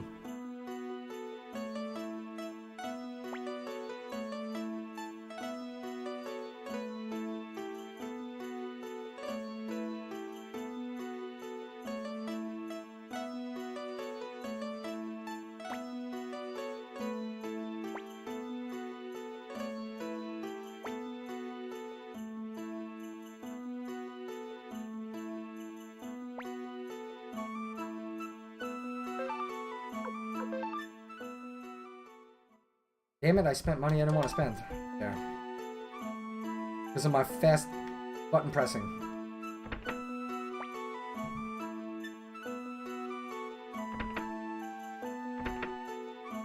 Look, a dog, a very distinguished dog man. A hero once lived in this town, but nobody will tell me any more than that. Who they're talking about is Ryu's adopted father.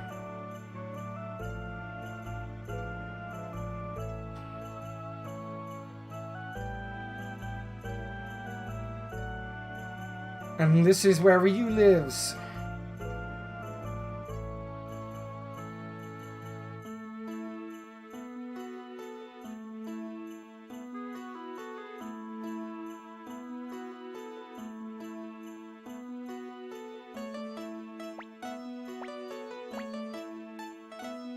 Put inside his punishment.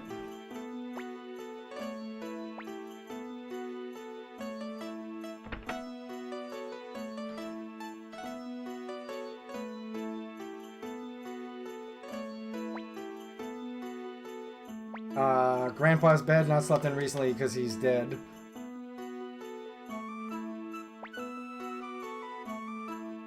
So the person... Hey, there we go. I knew there was fucking something here. So, that's actually not a missable item. You can come back here, like, much later in the game and get it. But, that's one of, like, the old, unappraised books. Their grandfather, who they call Grandpa, was... He died very shortly before the start of this game.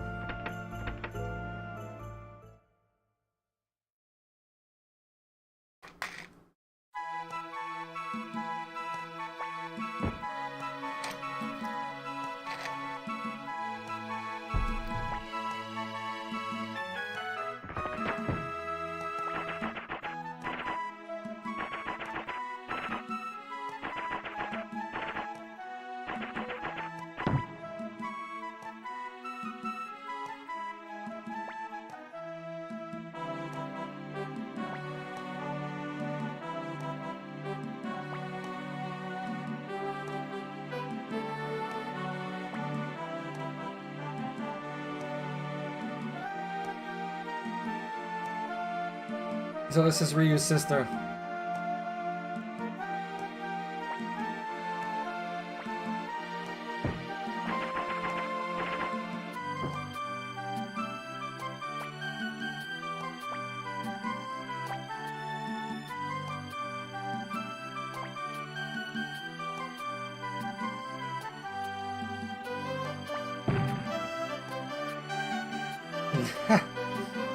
She leaves an imprint of him on the wall.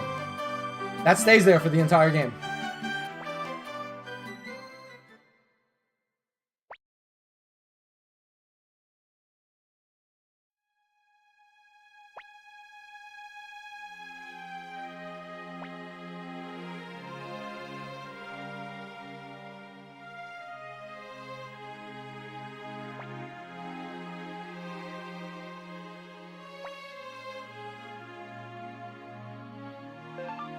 And she's actually a really good character, too, like, to use in fights. Her and Ryu have a unite attack that sometimes fucks up and only does... I think it does like 2 times damage, but sometimes it only does 1 times damage, and you can tell by the animation.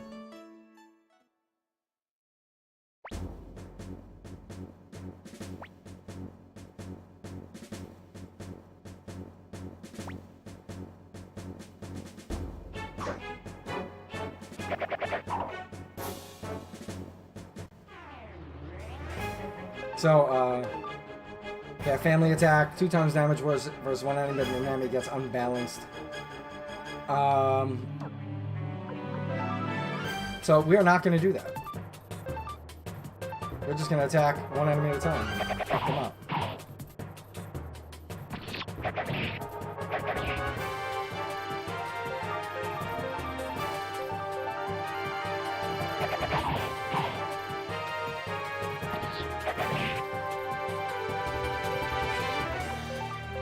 We'll get this motherfucker in the back, though.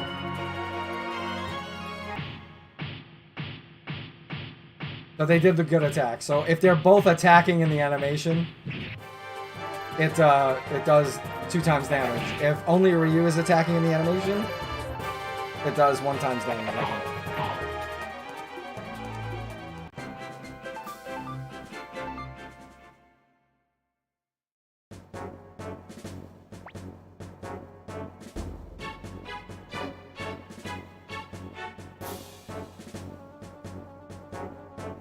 Look, it's this scumbag.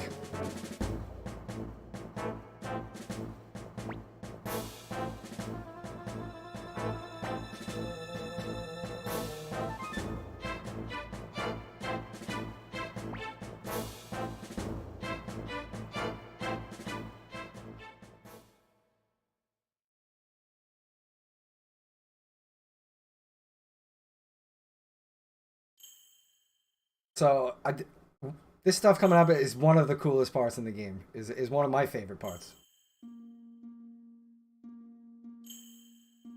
So this is Joey's family. His father, his brother. And, you know, they're very rich, wealthy family. That's why Joey's so, like, educated and smart. And they don't believe that he didn't do anything wrong. Because they're, like, kind of mistreat him all the time. Like, the younger kid is the favorite. They treat him like, he's like the black sheep.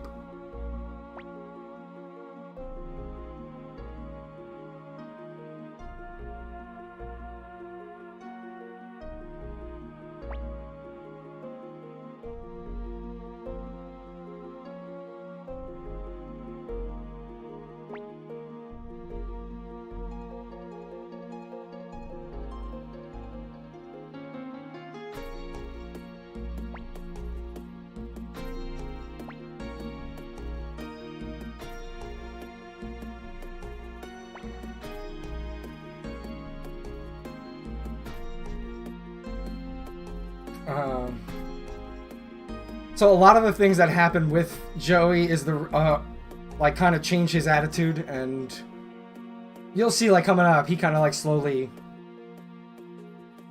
becomes like a more bitter character.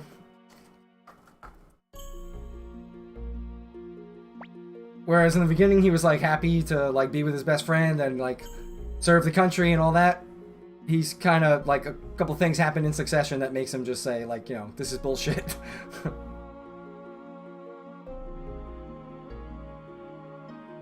And his mother is the only one in the family who actually, like, treats him normally. So when he says she doesn't want to see it, he's fucking lying.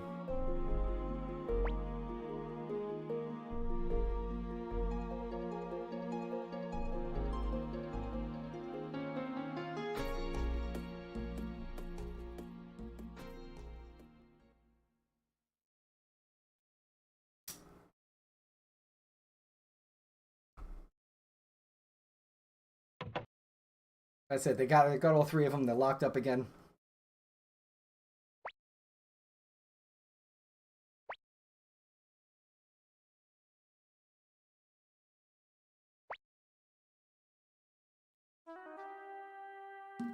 This fucking jerk off.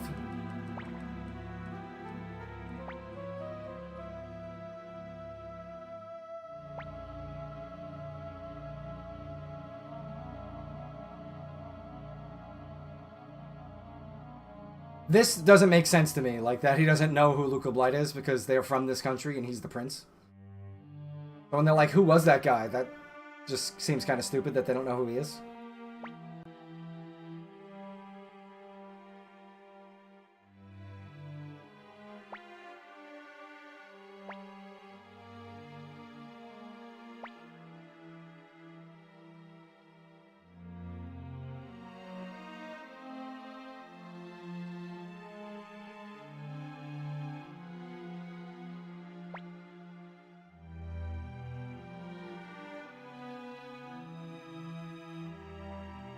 I could never have forgiven them. Forgiven.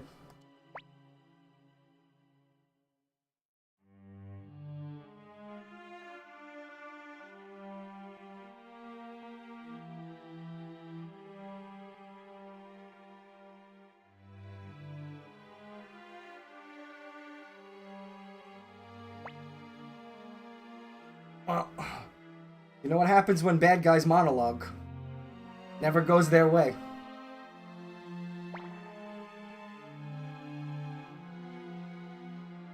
See, so like this is another moment. Like first, right? Like they get attacked by their own people. Then his family disowns him. And now he's realizing that, you know, these scumbags killed everyone he liked. Killed all his friends that he served with. So all these like different moments kind of change him a little bit.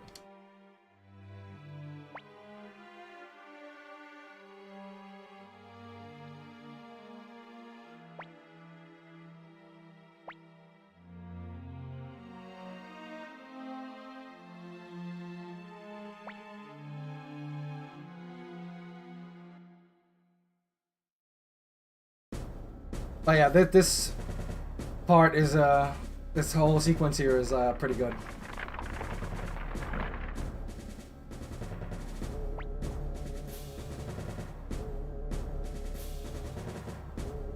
This is Jillia Blight. This is the Princess of Highland.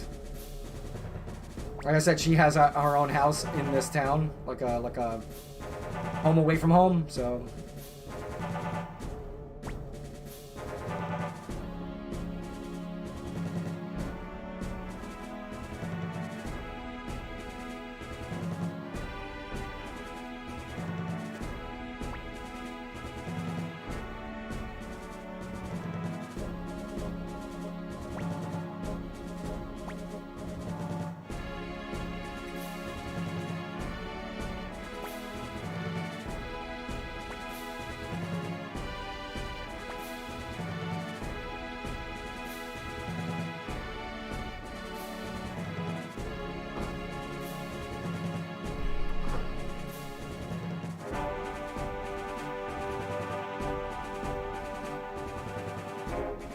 See?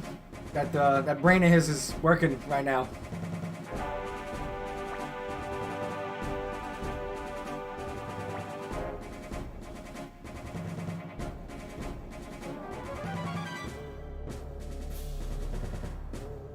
What a nasty thing to say.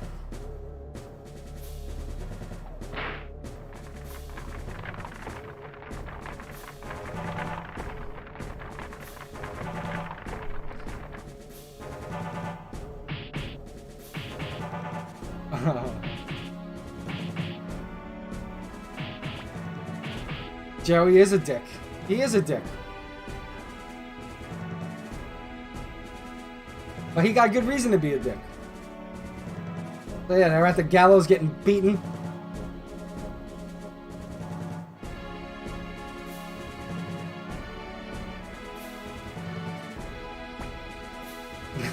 I always love this.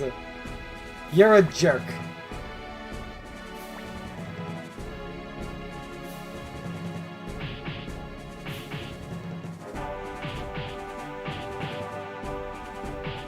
This is like one of my favorite parts.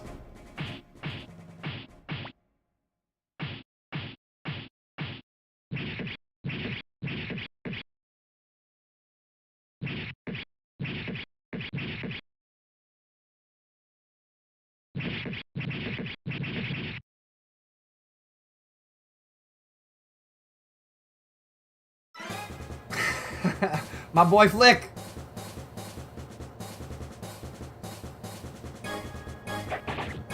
I just love how they do that, where like they're getting beat and you hear the sound effects, and then as it pans away, it plays the sound effects even more, and it's him killing all of them.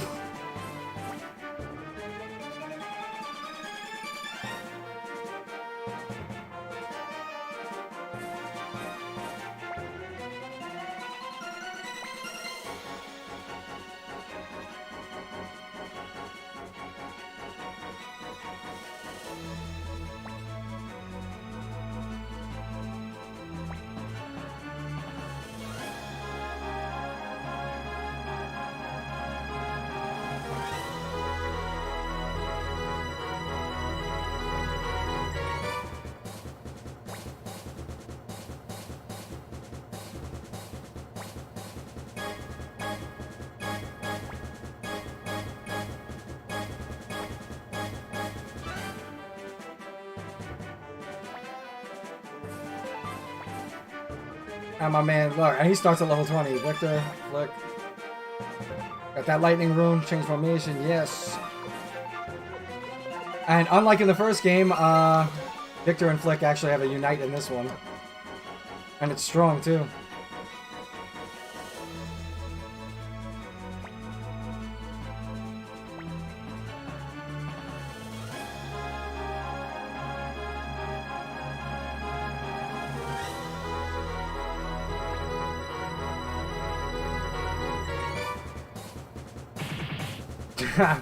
They go to rescue her and she's already beaten ass on her own, look.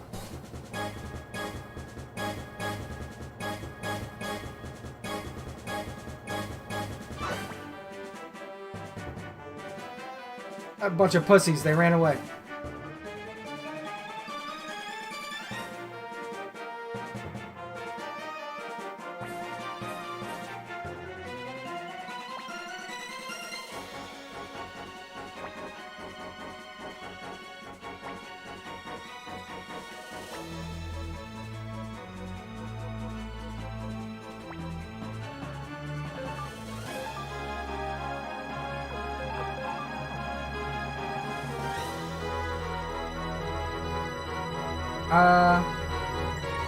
I'm not sure if there's any reason to run around here. I don't think you can get anything. Unless there's a... Oh. Maybe there is. Any items? Grab? Nah, nothing. Alright. She smashed the door down, look.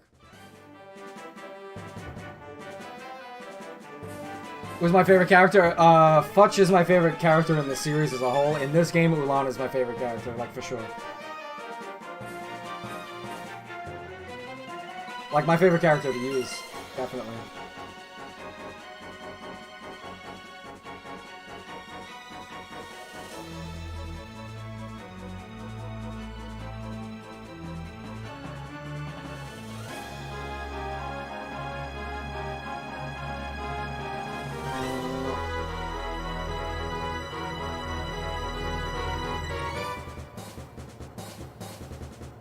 Oh, right, the tree, you're right. You know, I always forget to do that, man.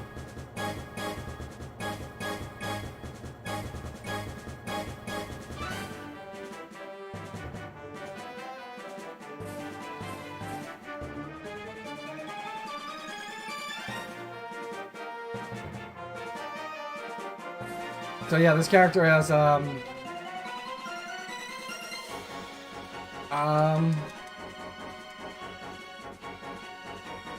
is it a different tree? Or did I already miss it?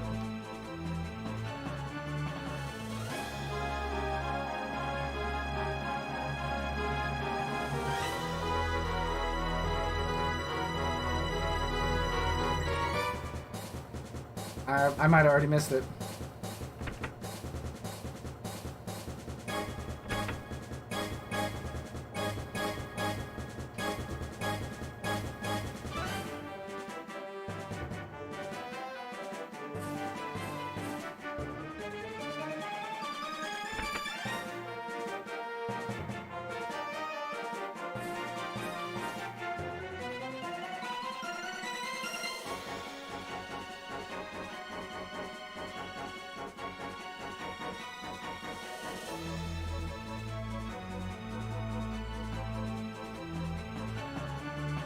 Alright. Did I fuck it up? I know it's like he's in one of these fucking trees. I always forget this guy, but you can always get him later, right? Like once you go back here at the end of the game, I'm pretty sure you can get him.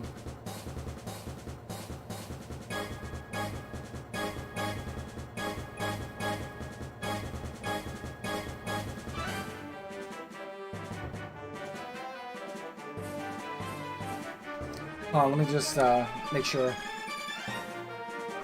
Check on something.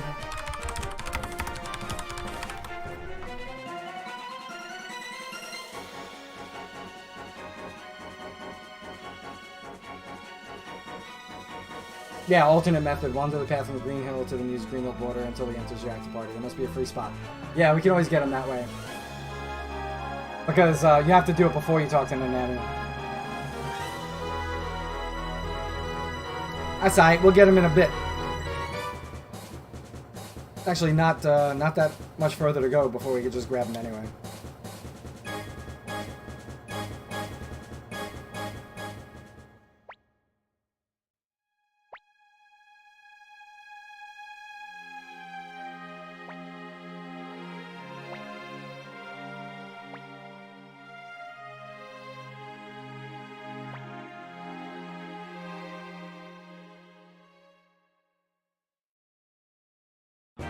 Oh yeah, I'll get him real soon. It's like as soon as you get into the music area, you can grab him.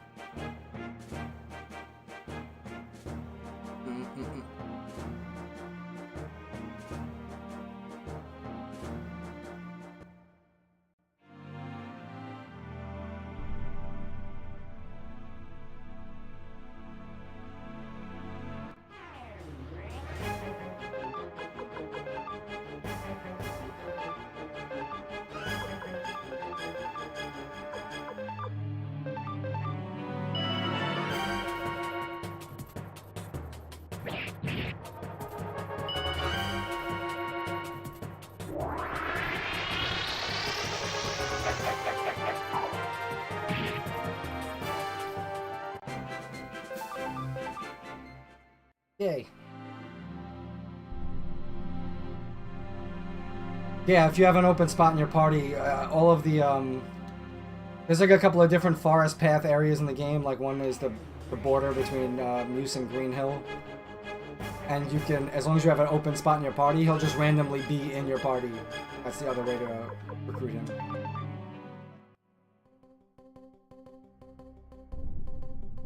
Kind of like how you get Landis in the third game.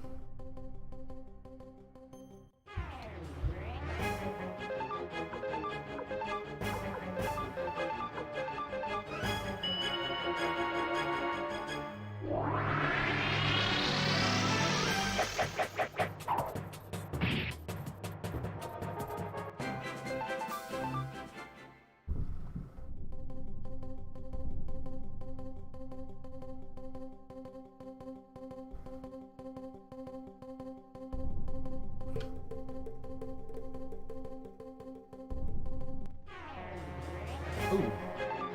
6 little bees.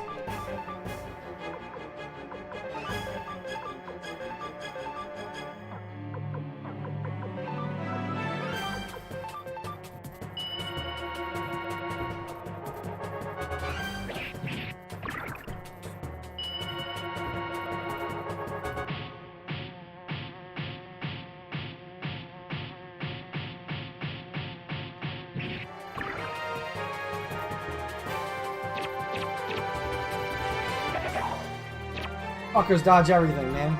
So annoying.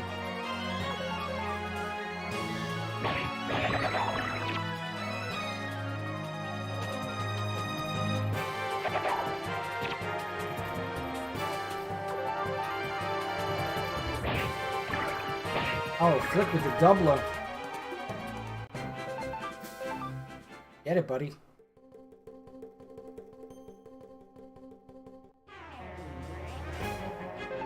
Man.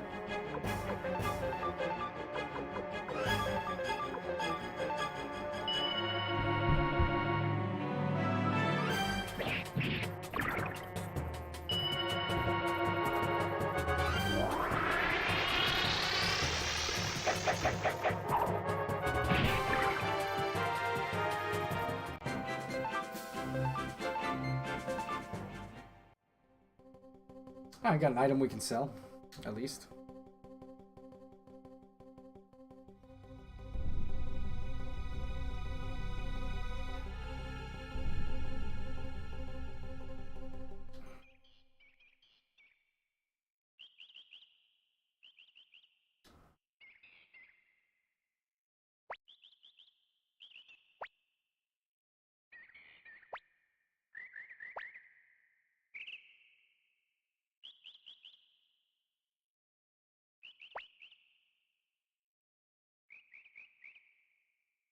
Ha!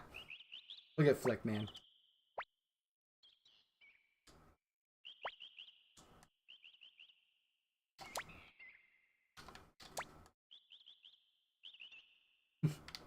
Maybe you didn't take a blowy to let a bunch of kids pass by.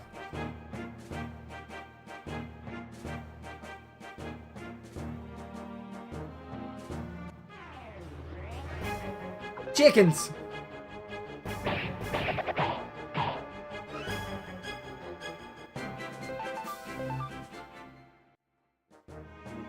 Oh, I got one on the way through. I don't want to be too overpowered.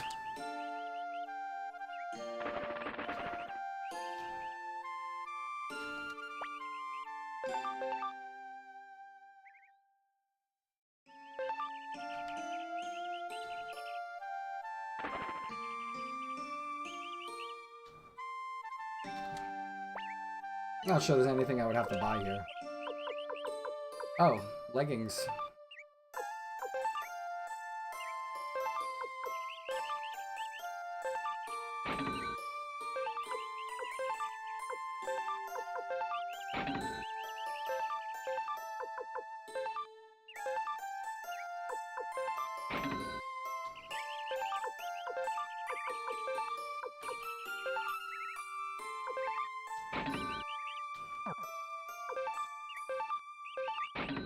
I just sell everything.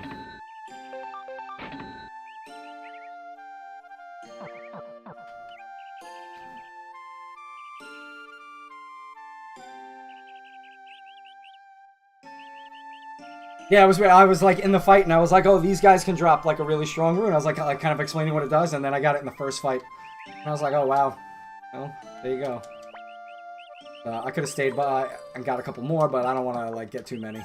Besides, there's a way to get them later, I'm pretty sure, right?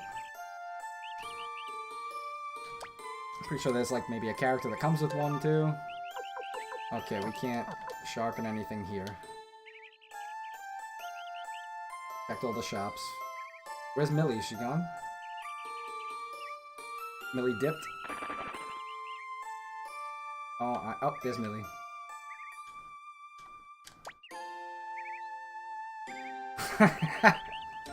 She's looking for her pet.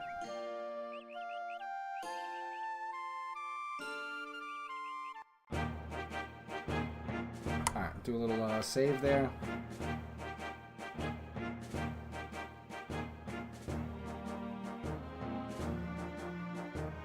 Oh, I went past it.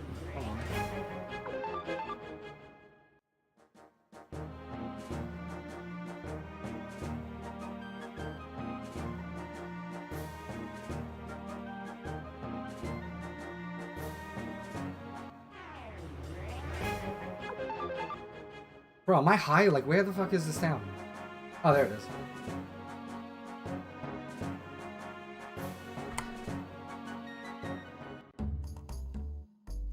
Alright, back at the fortress. Shit's about to hit the fan.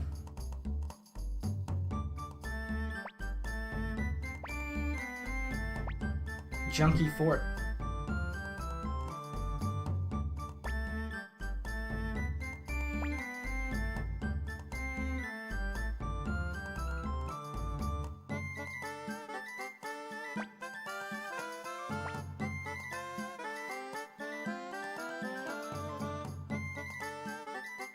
So, like, yeah, this game lets you start recruiting people, like, very early. Even before, like, you have your headquarters and all that.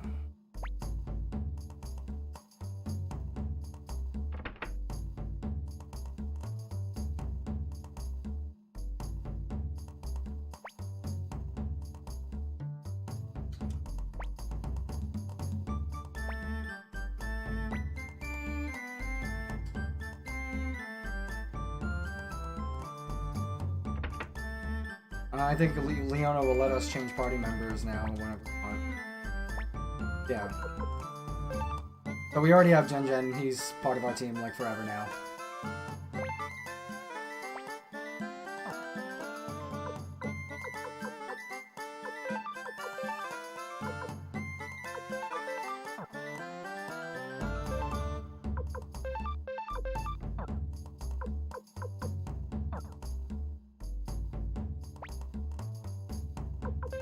What you got? A gauntlet.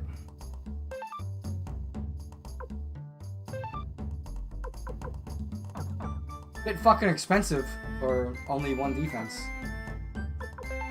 How about no?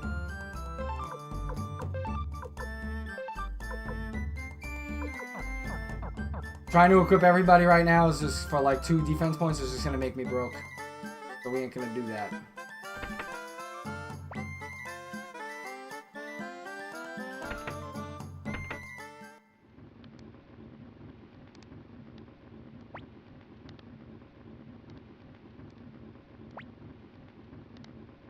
Make sure you get 2 Fury runes at Muse 2. Makes Wakaba and LC-chan so OP.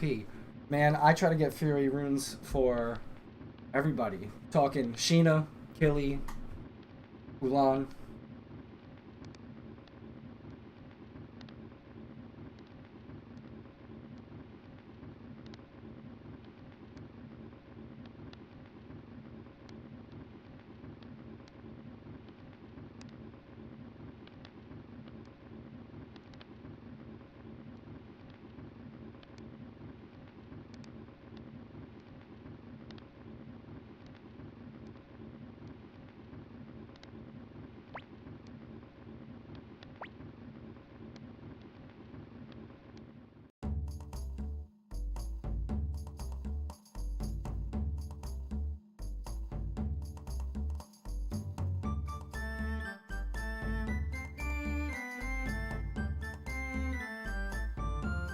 I think we can grab Hannah now.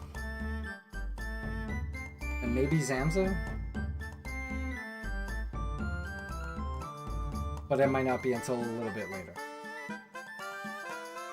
I know we can't grab Millie yet. Because we can't go into the forest for Sai yet. So. Let's go check that out. I actually think visiting Pilika is like what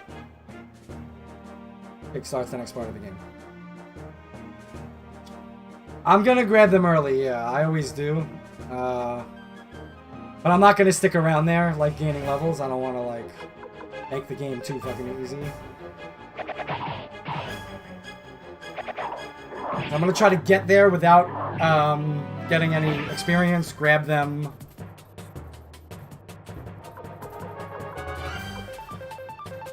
And then get out without getting too much experience. Because they'll start at a high level, you know, like level, I don't know, they start at like level 35, 40, or something like that. So they'll be strong additions to the team, but I probably won't use them that much.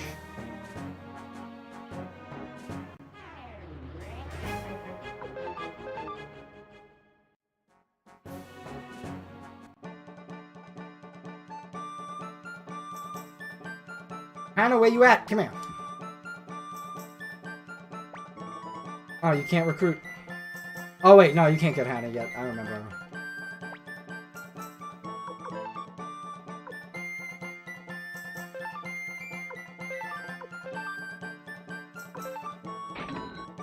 Sure.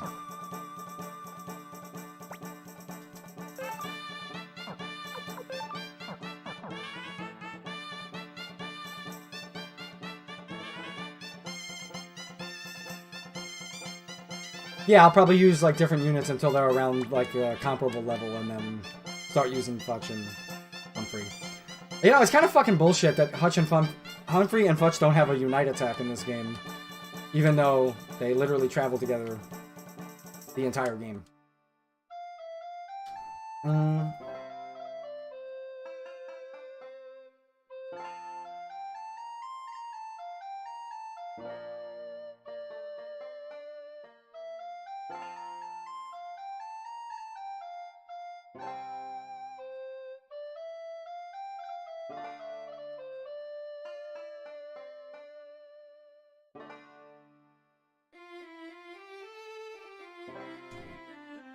Where was Zamza? He's in here, right? I think you can get him.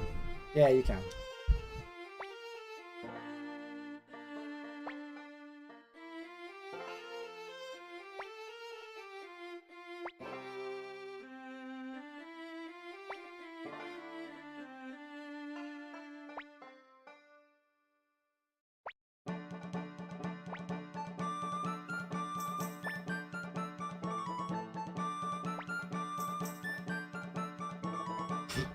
I'm strong, I've got good moves, I look good. I'm perfect in every way. What a legend.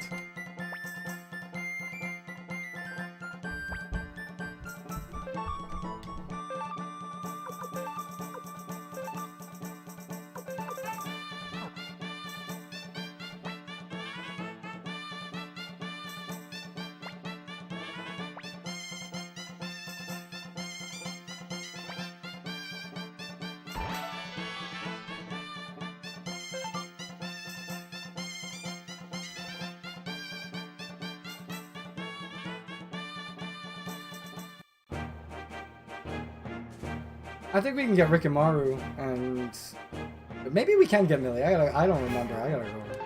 So this guy's rune is really strong, right? 2 times damage. Deals half the damage to himself, but as long as you can negate that fire damage with gear or another rune, it won't deal any damage to himself, and he doesn't get it unbalanced, so it's a good rune.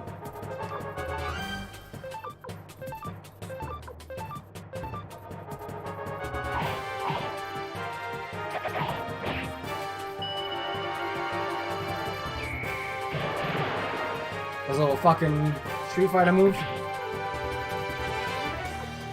Does deal a lot of damage to himself, though, if it does deal damage. But you actually get an item that can be useful to him to negate that damage, like, very soon, actually. Doesn't take a long time.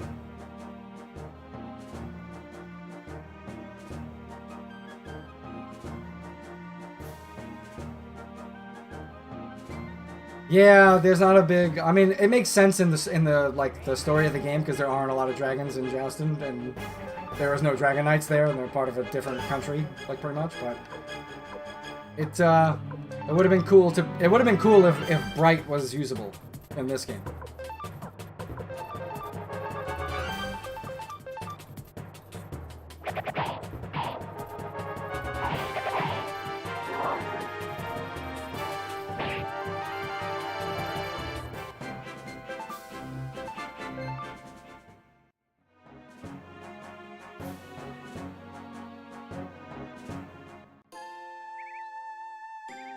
Yeah, we can get this dude now. Oh wait, how much money do I have?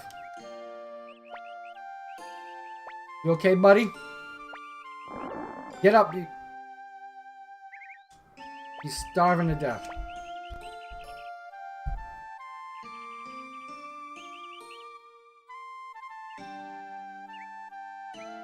This character's fucking useless. Like, this is about the only time I'm ever gonna use this guy, ever. I'm what you call a traveler.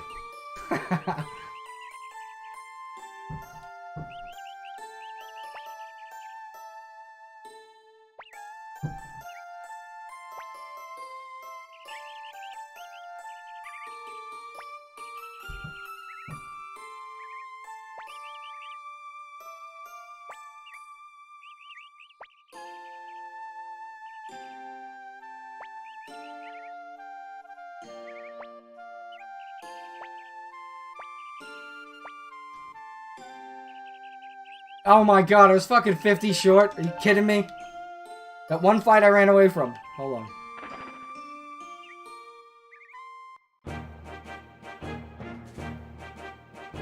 I always take Feather because Feather comes with another character.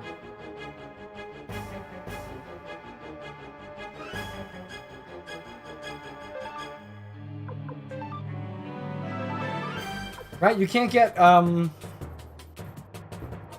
what? You can't get that, the girl who, like, protects the griffins unless you get Feather, right?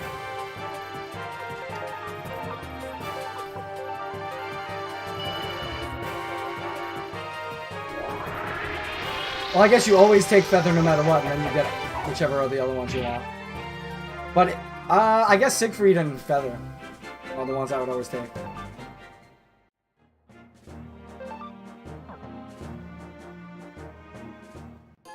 Because you need Siegfried for 2 other characters, don't you? I'm trying not to say who they are, because some of the people probably haven't seen.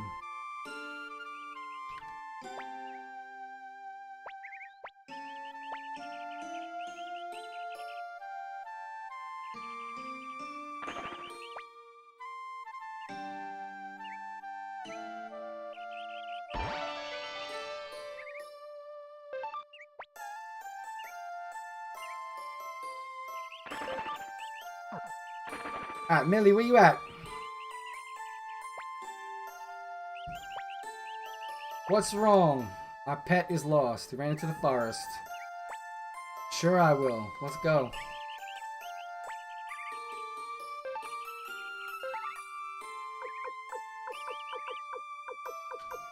So, her rune is 2 times damage. You can only use it once per battle, which makes it kind of garbage. However, I'm not sure if you can use it right now. I wonder if they were smart enough. I don't remember. Also,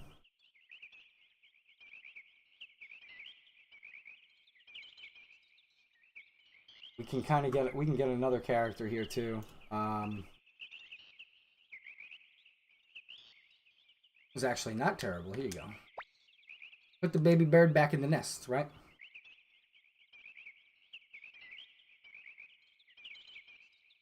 Does it let you leave? Millie might not let you leave. I just want to see if it lets you actually use her rune.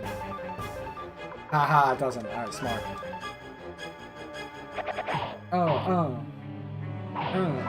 Dick snails! Yo, bro, these guys are like fucking made tough. Jesus.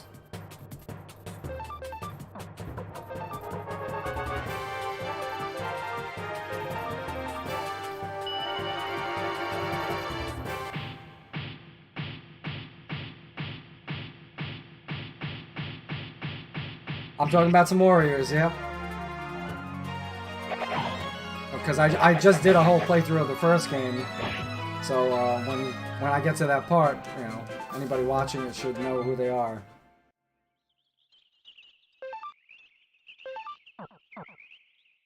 Like, Millie might stop me from leaving here. Oh no, she didn't. Okay. Hey, fuck you went. Alright. We're just gonna sit here for like a minute or 2 because there's like a timer on what I have to do with that baby bird nest.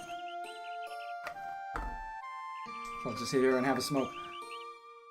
I'm guessing by your name I can tell who your favorite character is.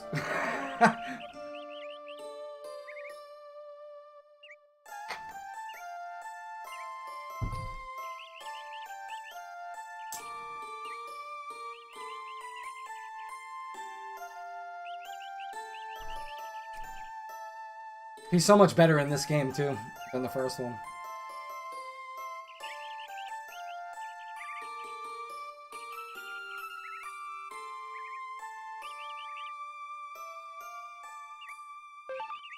Good mage, too.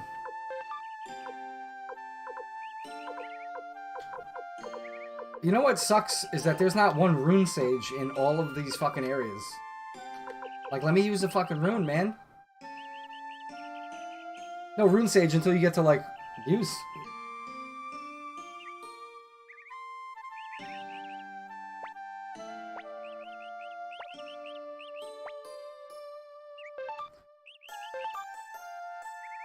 Alright, let's see if, we can get our boy here. First. And we get a puppy. Oh, he's not back yet. Alright.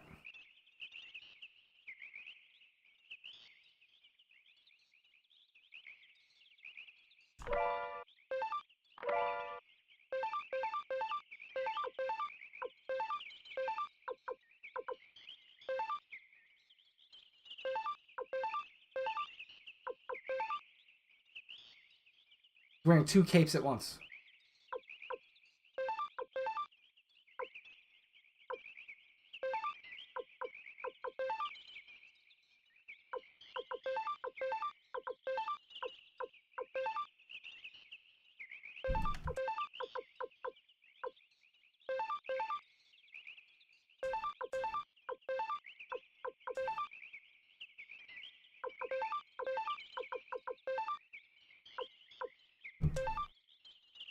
Another one with 2 capes on at once.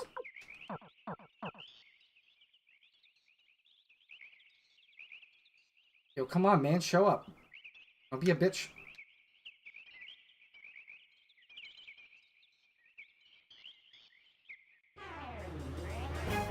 Righties.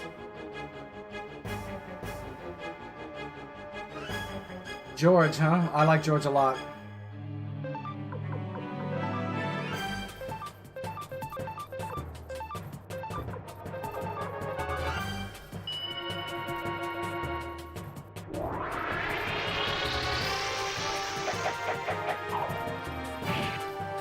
I like how they set George up in this game, too.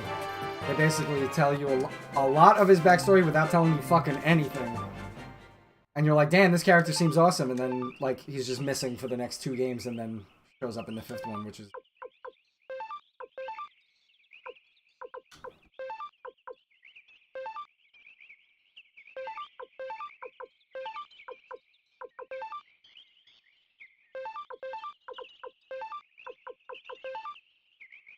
So the blue ribbon is actually a great item in this game. Can't be targeted. That means that any single target attack, if there's anyone else alive, the other person will be the target of it. You cannot be targeted by any single target attack unless she's the only one left alive. So she's a very good option for healing runes. Because I'm pretty sure... Oh, you can remove it. So you can put this on any mage that you want to be your healer, and they will not get targeted by single target shit, which probably keep them alive a lot longer. It's a really good item. Even though it has garbage defense, that special effect is worth it.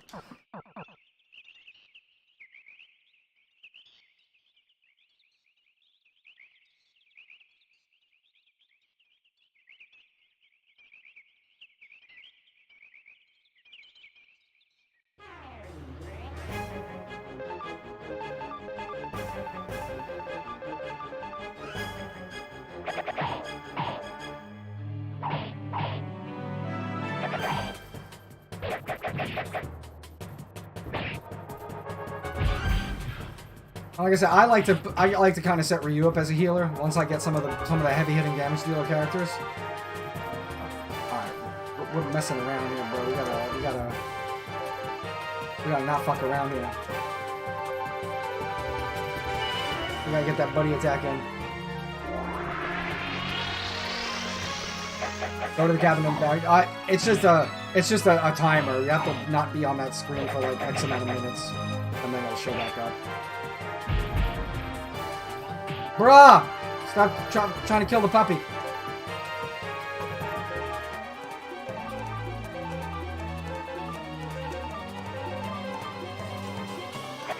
Ah, you fuck.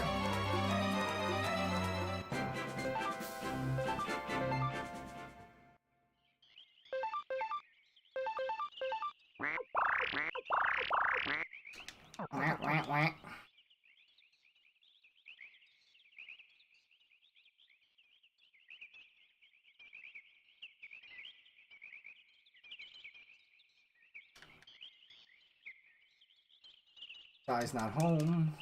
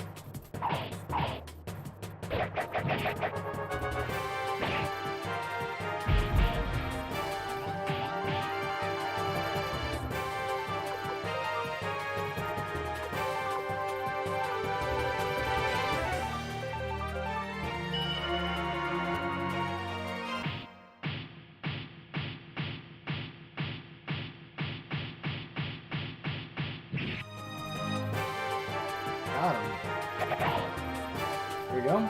Smart.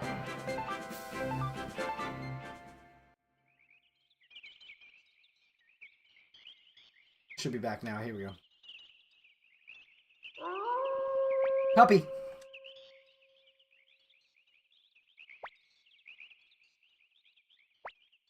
That's right. It was me.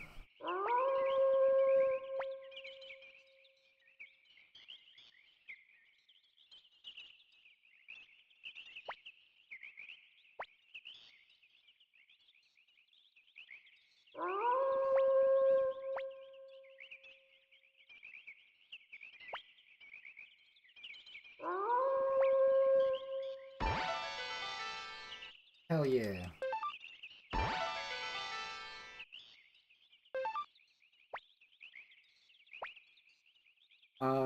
Yes, you should go with me. Get rid of Zamza.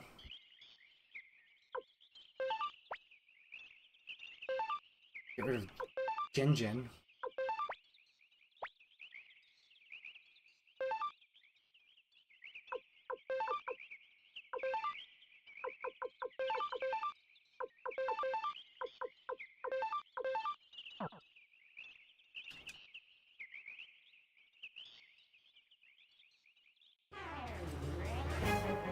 They have a Unite attack that's pretty strong too. I think Shiro gets unbalanced from it.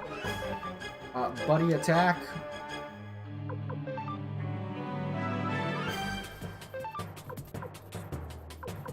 Let's get those guys. Oh no, no unbalancing. That's great.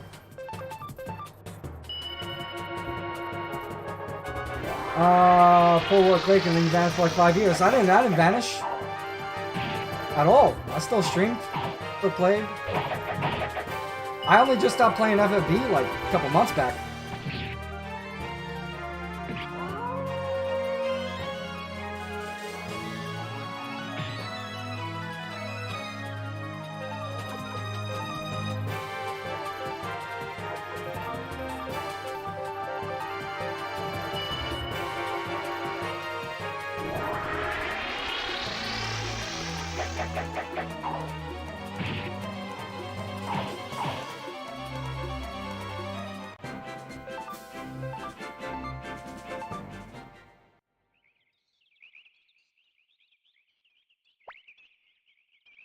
Oh, there he is.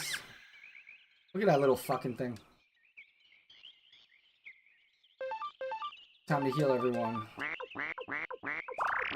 Oh, okay. Everyone's healed. Yay.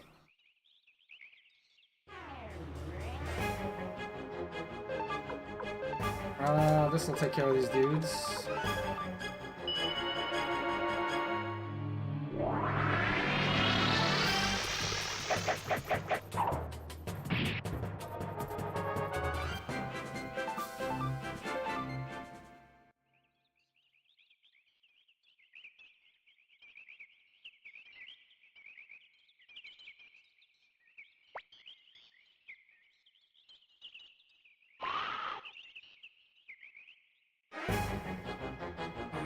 Bonaparte! Don't turn into a big giant monster.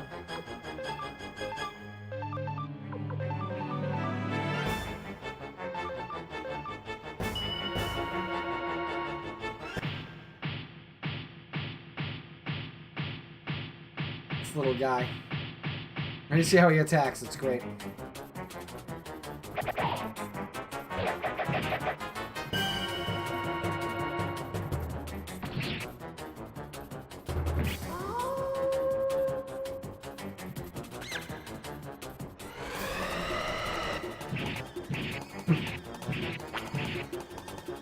Strong attack, too.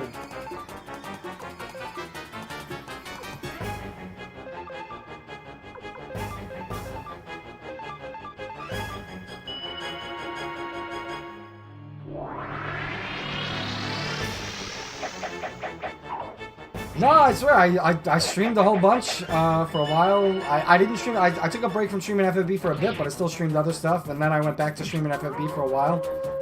I didn't do a lot of YouTube stuff with, like, videos. I did a few when, like, interesting banners came up, but, yeah, no, I only stopped logging into that game, like, a couple months ago. Oh, look at that. Oh, forgot to mention about this game that sometimes when characters who have good relationships with each other get downed, the other character will gain Fury, which is Berserk, which means they deal twice the damage. So because Shiro died, Kinnison just got Berserk, so now his attacks will deal a lot of damage.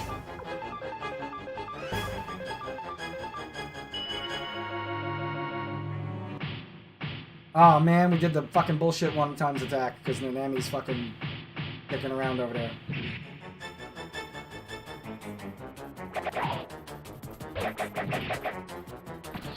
Oh, you dodged it? Fuck you.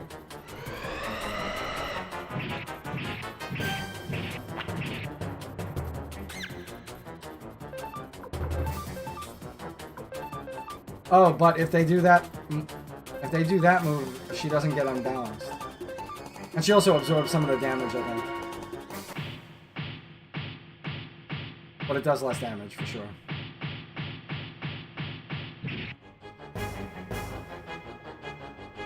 Oh, Jerry with the crit, baby. Here we go.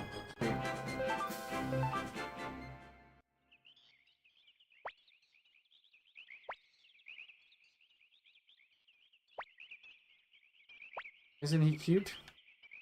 I guess so.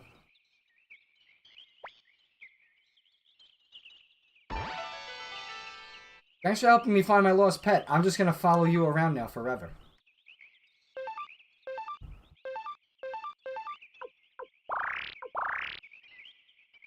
But now she can use her rune. Which is honestly kind of trash because you can only use it once. If you can only use it once per fight, it should be like 3 or 4 times damage. It shouldn't be 2 times. Like...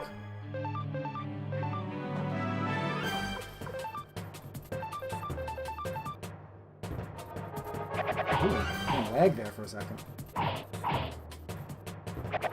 Yo, fucking triple crit.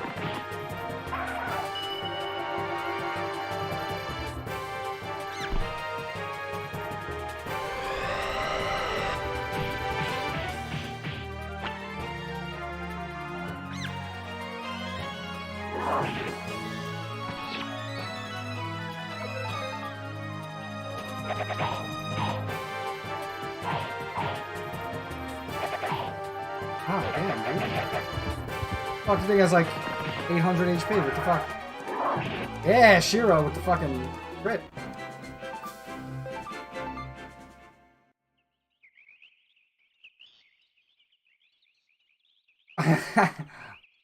Well, I talk to Clake like all the time, but I watch some of these fucking pulls, man, on these banners lately with the rates, man. It's just, I feel fucking so bad sometimes because people just get fucking wrecked on these things. Like, they just get off bannered constantly, and it's happened to me a lot. It's happened to him a lot, and usually when it happens, if we're not streaming or not recording, we'll send screenshots to each other and be like, "Can you believe this shit?"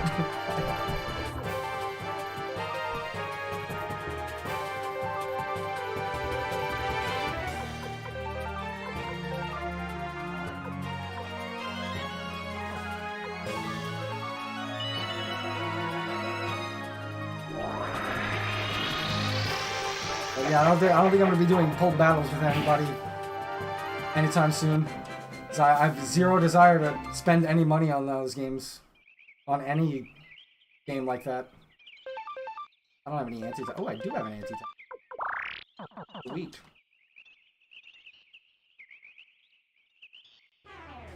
Where did I get the anti-toxin?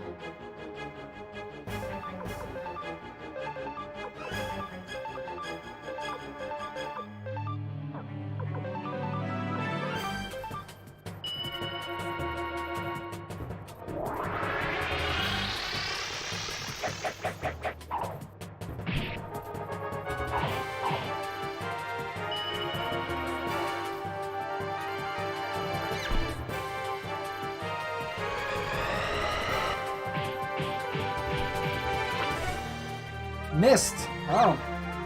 Rune attacks can miss, but I don't think Unites can.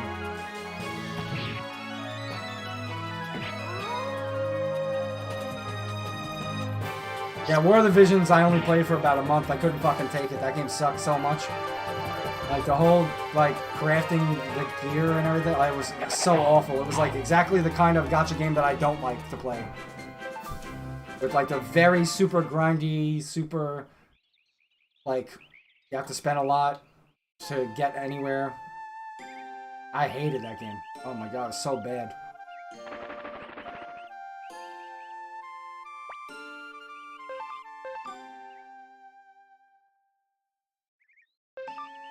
Oh, that's kind of how I feel about FFB. Like, there's no reason to pull on any banner that isn't a character that has, like, morale scale and damage. Like, there's zero reason to ever pull for a character like that.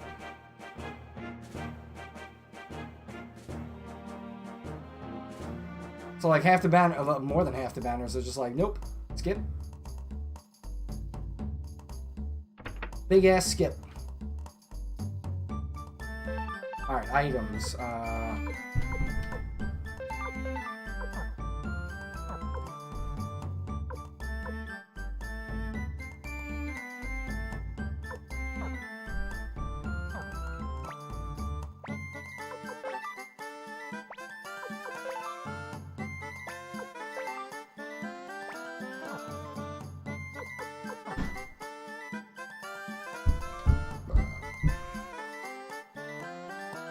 I think we can go see Hilico now.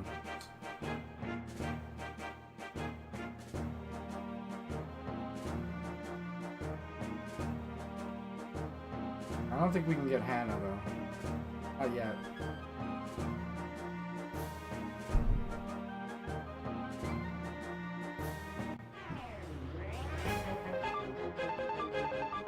Yeah, I got out of that game before it ever had a chance to get like bearable to play. It was so terrible. I was just like, nope. Like the first character that came out that used like guns, whatever the hell her name, Frederica or whatever. That was like I quit right after that. I was like, nope, this game sucks. Yep, here we go. It's Pilico.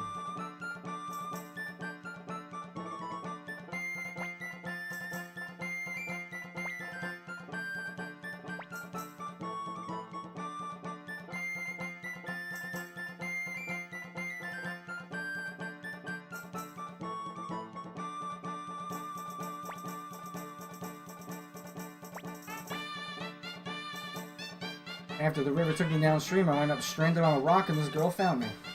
And her family nursed me back out. So these, this girl and her parents, this is where Joey was when Ryu was locked up.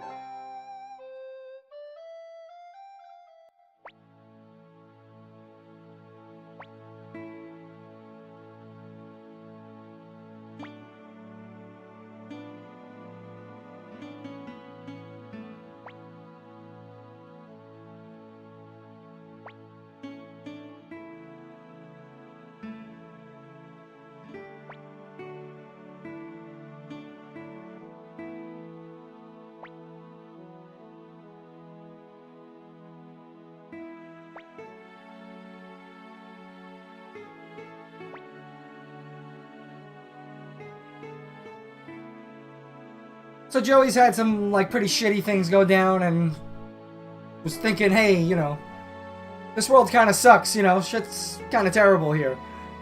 And then he met these people who were very, you know, caring for him, a lot better than his own parents, his own family, and they were just telling him, you know, like, this is your own home now, you stay here. There's a little light at the end of the tunnel for Joey here.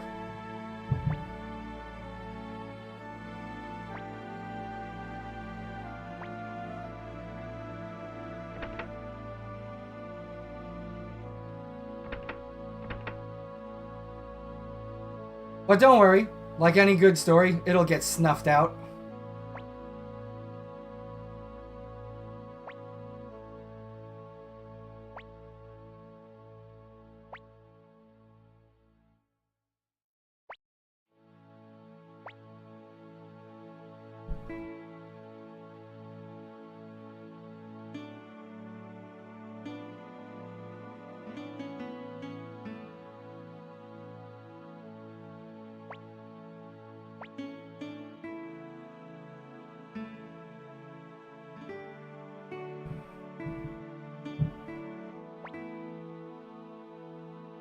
2 potch for chores. The cheap-ass fucking parents giving her that slave labor price for her allowance.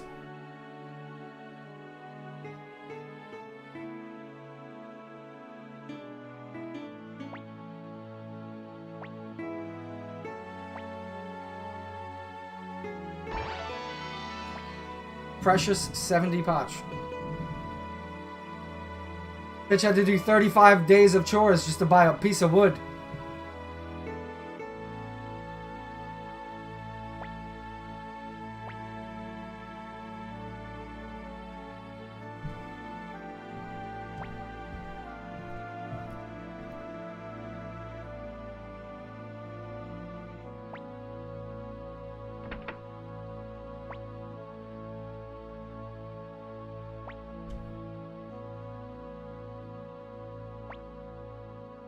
It's okay, don't worry about it. Mind your fucking business.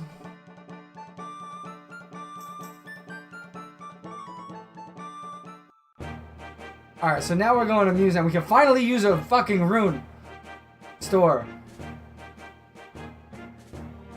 There's also the White Deer Inn right here. We'll stop in. Piggies! Farm puppies.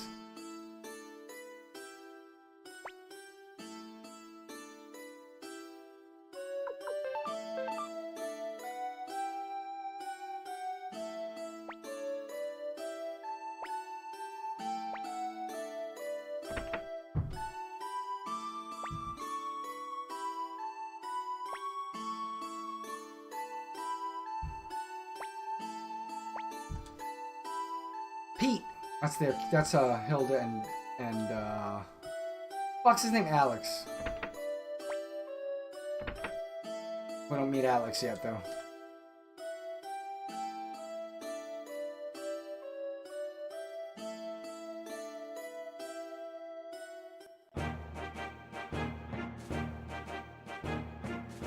So this is Muse City. It's big as fuck.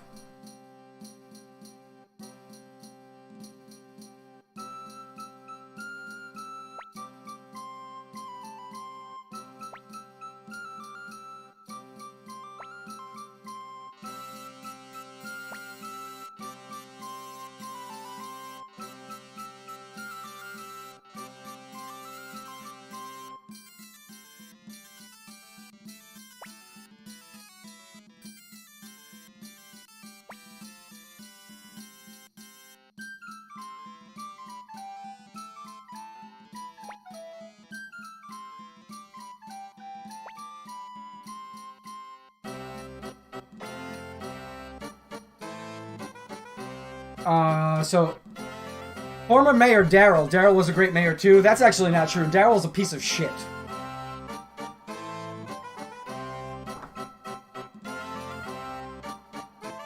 Daryl's like kind of like the whole reason why Luca Blight wants to fuck everyone up. So, don't listen to that. Daryl's a fucking asshole. Daryl's not in the game. Daryl's dead, but he's a fucking douchebag.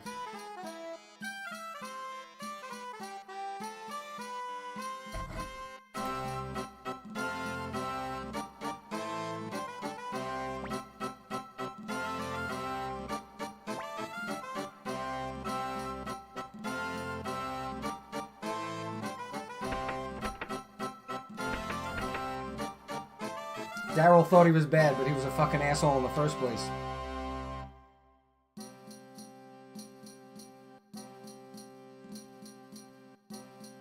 Oh my god, the rune store, thank god.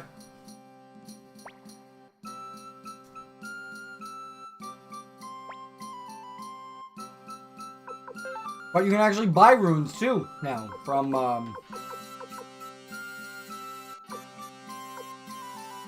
well, the Titan rune is basically the clone rune from the first game. So you have a two-handed sword attack. One whole column for spears only. It'll attack a column of enemies, and then you have fire and earth, right? Mostly support magic going against groups. So for now, I don't think I'm gonna buy any, but I'm gonna attach. And I don't think I'm gonna give it to Ryu, or I'm gonna give it to Nanami for now. because none of her, as you learned from the last game, it's not a good idea to put runes on the main characters because they always end up getting their own cool rune. So, just give me 1 sec.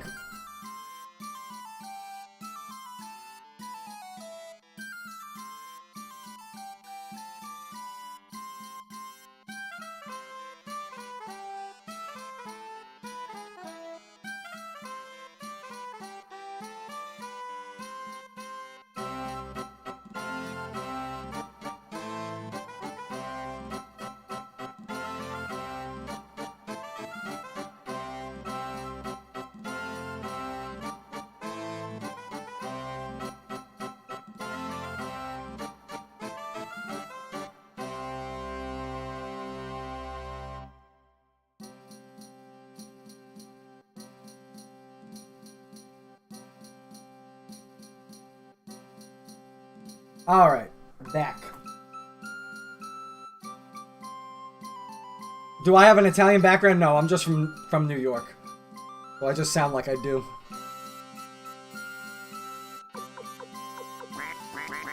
We need those rare finds, huh? We'll get them, we'll get them.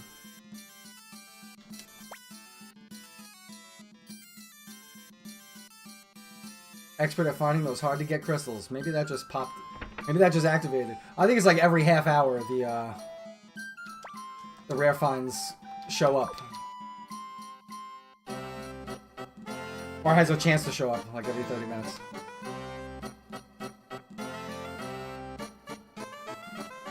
Blacksmith's closed? Man, that's bullshit.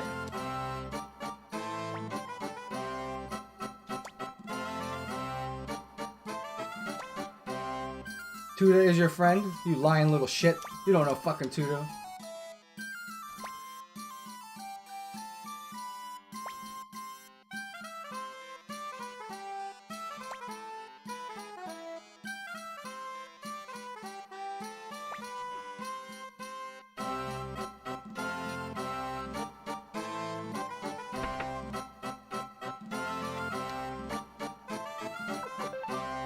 Ooh, we got some rare finds here. I'm so broke! Oh wait, I got a whole bunch of shit I have to sell. Sell that shit. Sell it. Sell it. Sell it. I'm still broke. We need a Marco in this town.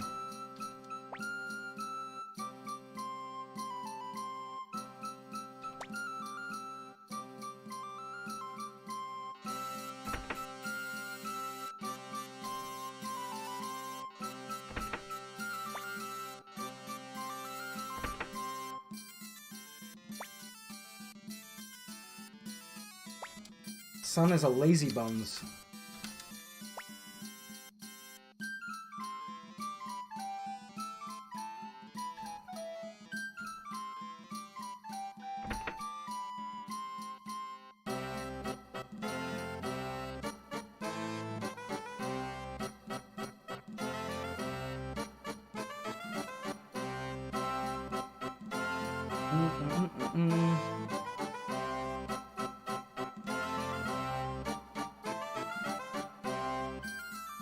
We might have to just like leave and come back and see if we can get the room store. Let's also do a little level. Oh wait, is it gonna kick? It's not gonna let me do this shit right now. Can't remember. Yeah, that's just from growing up in New York, Brooklyn. You know, are they just gonna throw me out immediately? Oh my god.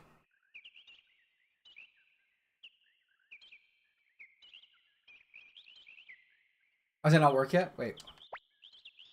Oh no, this is the Highland border. We gotta go to the other one. There. Sorry. Wrong border.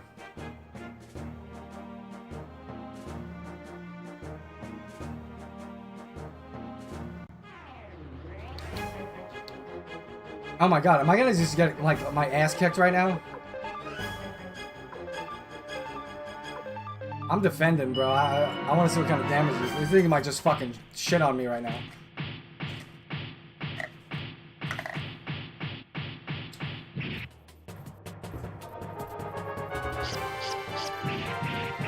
Oh, never mind. Oh, what?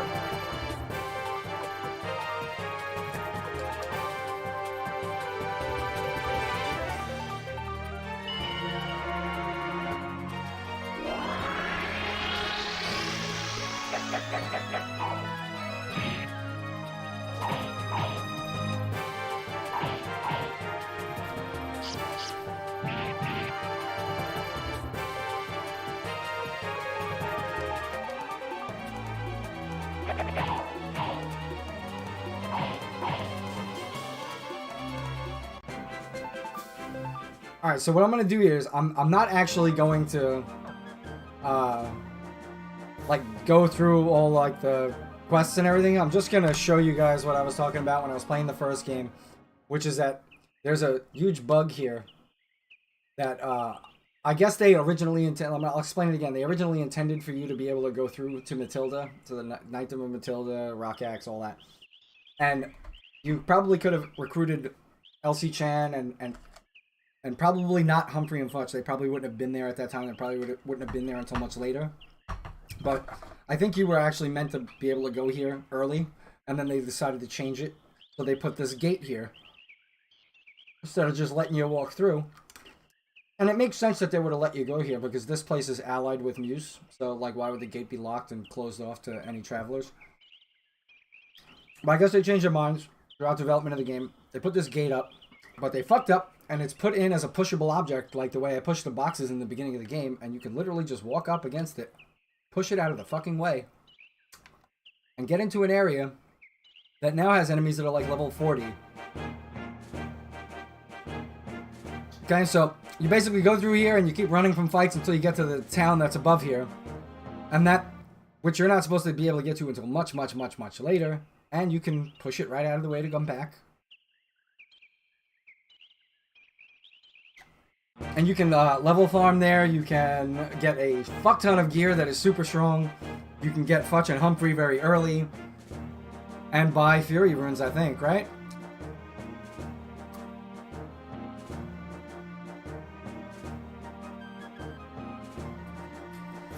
But if I do that right now, it's just going to make the game super easy for me.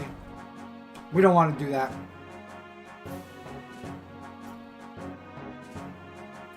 I'm going to leave it be for now.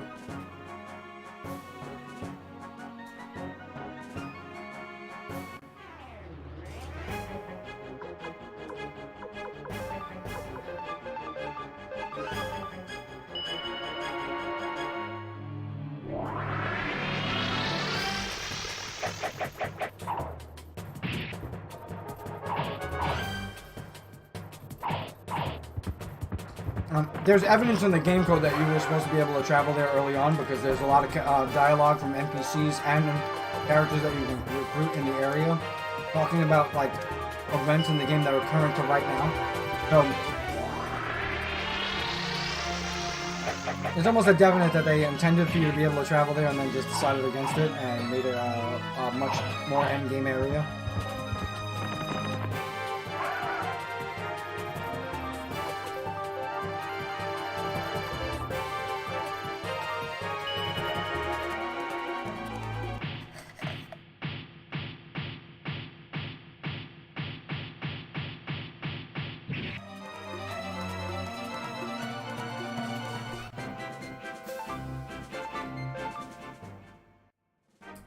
But what I'm going to do is I'm going to wait until we come back here.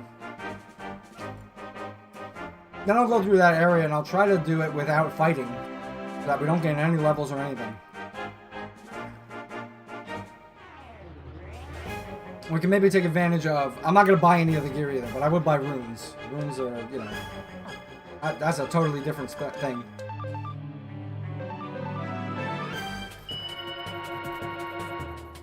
Yeah, violence rune and rock axe.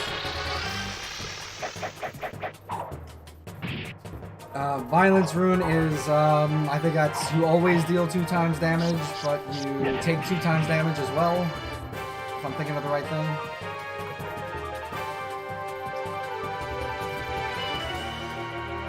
Violence runes are like good in Part 5. And very common.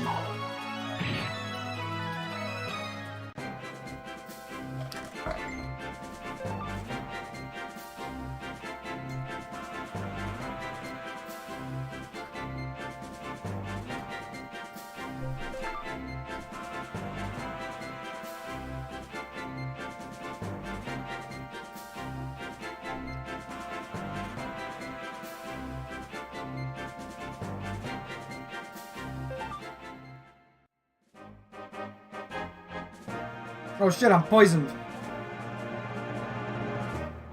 Alright, so what I'm gonna do is, I'm gonna get in here. Let me just run over to the inn, go to sleep. Heal everyone up here. And, I'm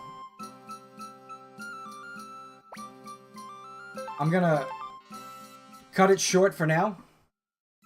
Because I have to go grab some dinner and get out of here and go food shopping and actually clean this place up a little bit. I got a little bit of laundry to do, but I'm only gonna be gone for a little bit, and when I put the game back on, when I come back and my laundry's on, I'm gonna resume. And we'll stream up until the point where we get a better idea of what's going on in this game, and then stream for a couple more hours in a little while. But we're already up to, you know, 3 hours now, which is... Oh, become Berserk after taking damage, whatever percentage, yeah. And in the 5th game, it's after a certain number of turns, right? So it's like 4 turns, you get Berserk or whatever. And then there's the, the alert room is the magic version. After 4 turns or whatever, you get double magic power. And then there's the boost rune, which is kind of like the... I forget exactly the effect of the boost rune, but it's very much like the alert rune.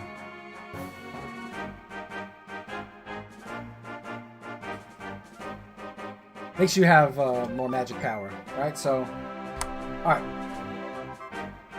Gonna cut it short there, and I will be back in maybe a few hours, 2-3 hours.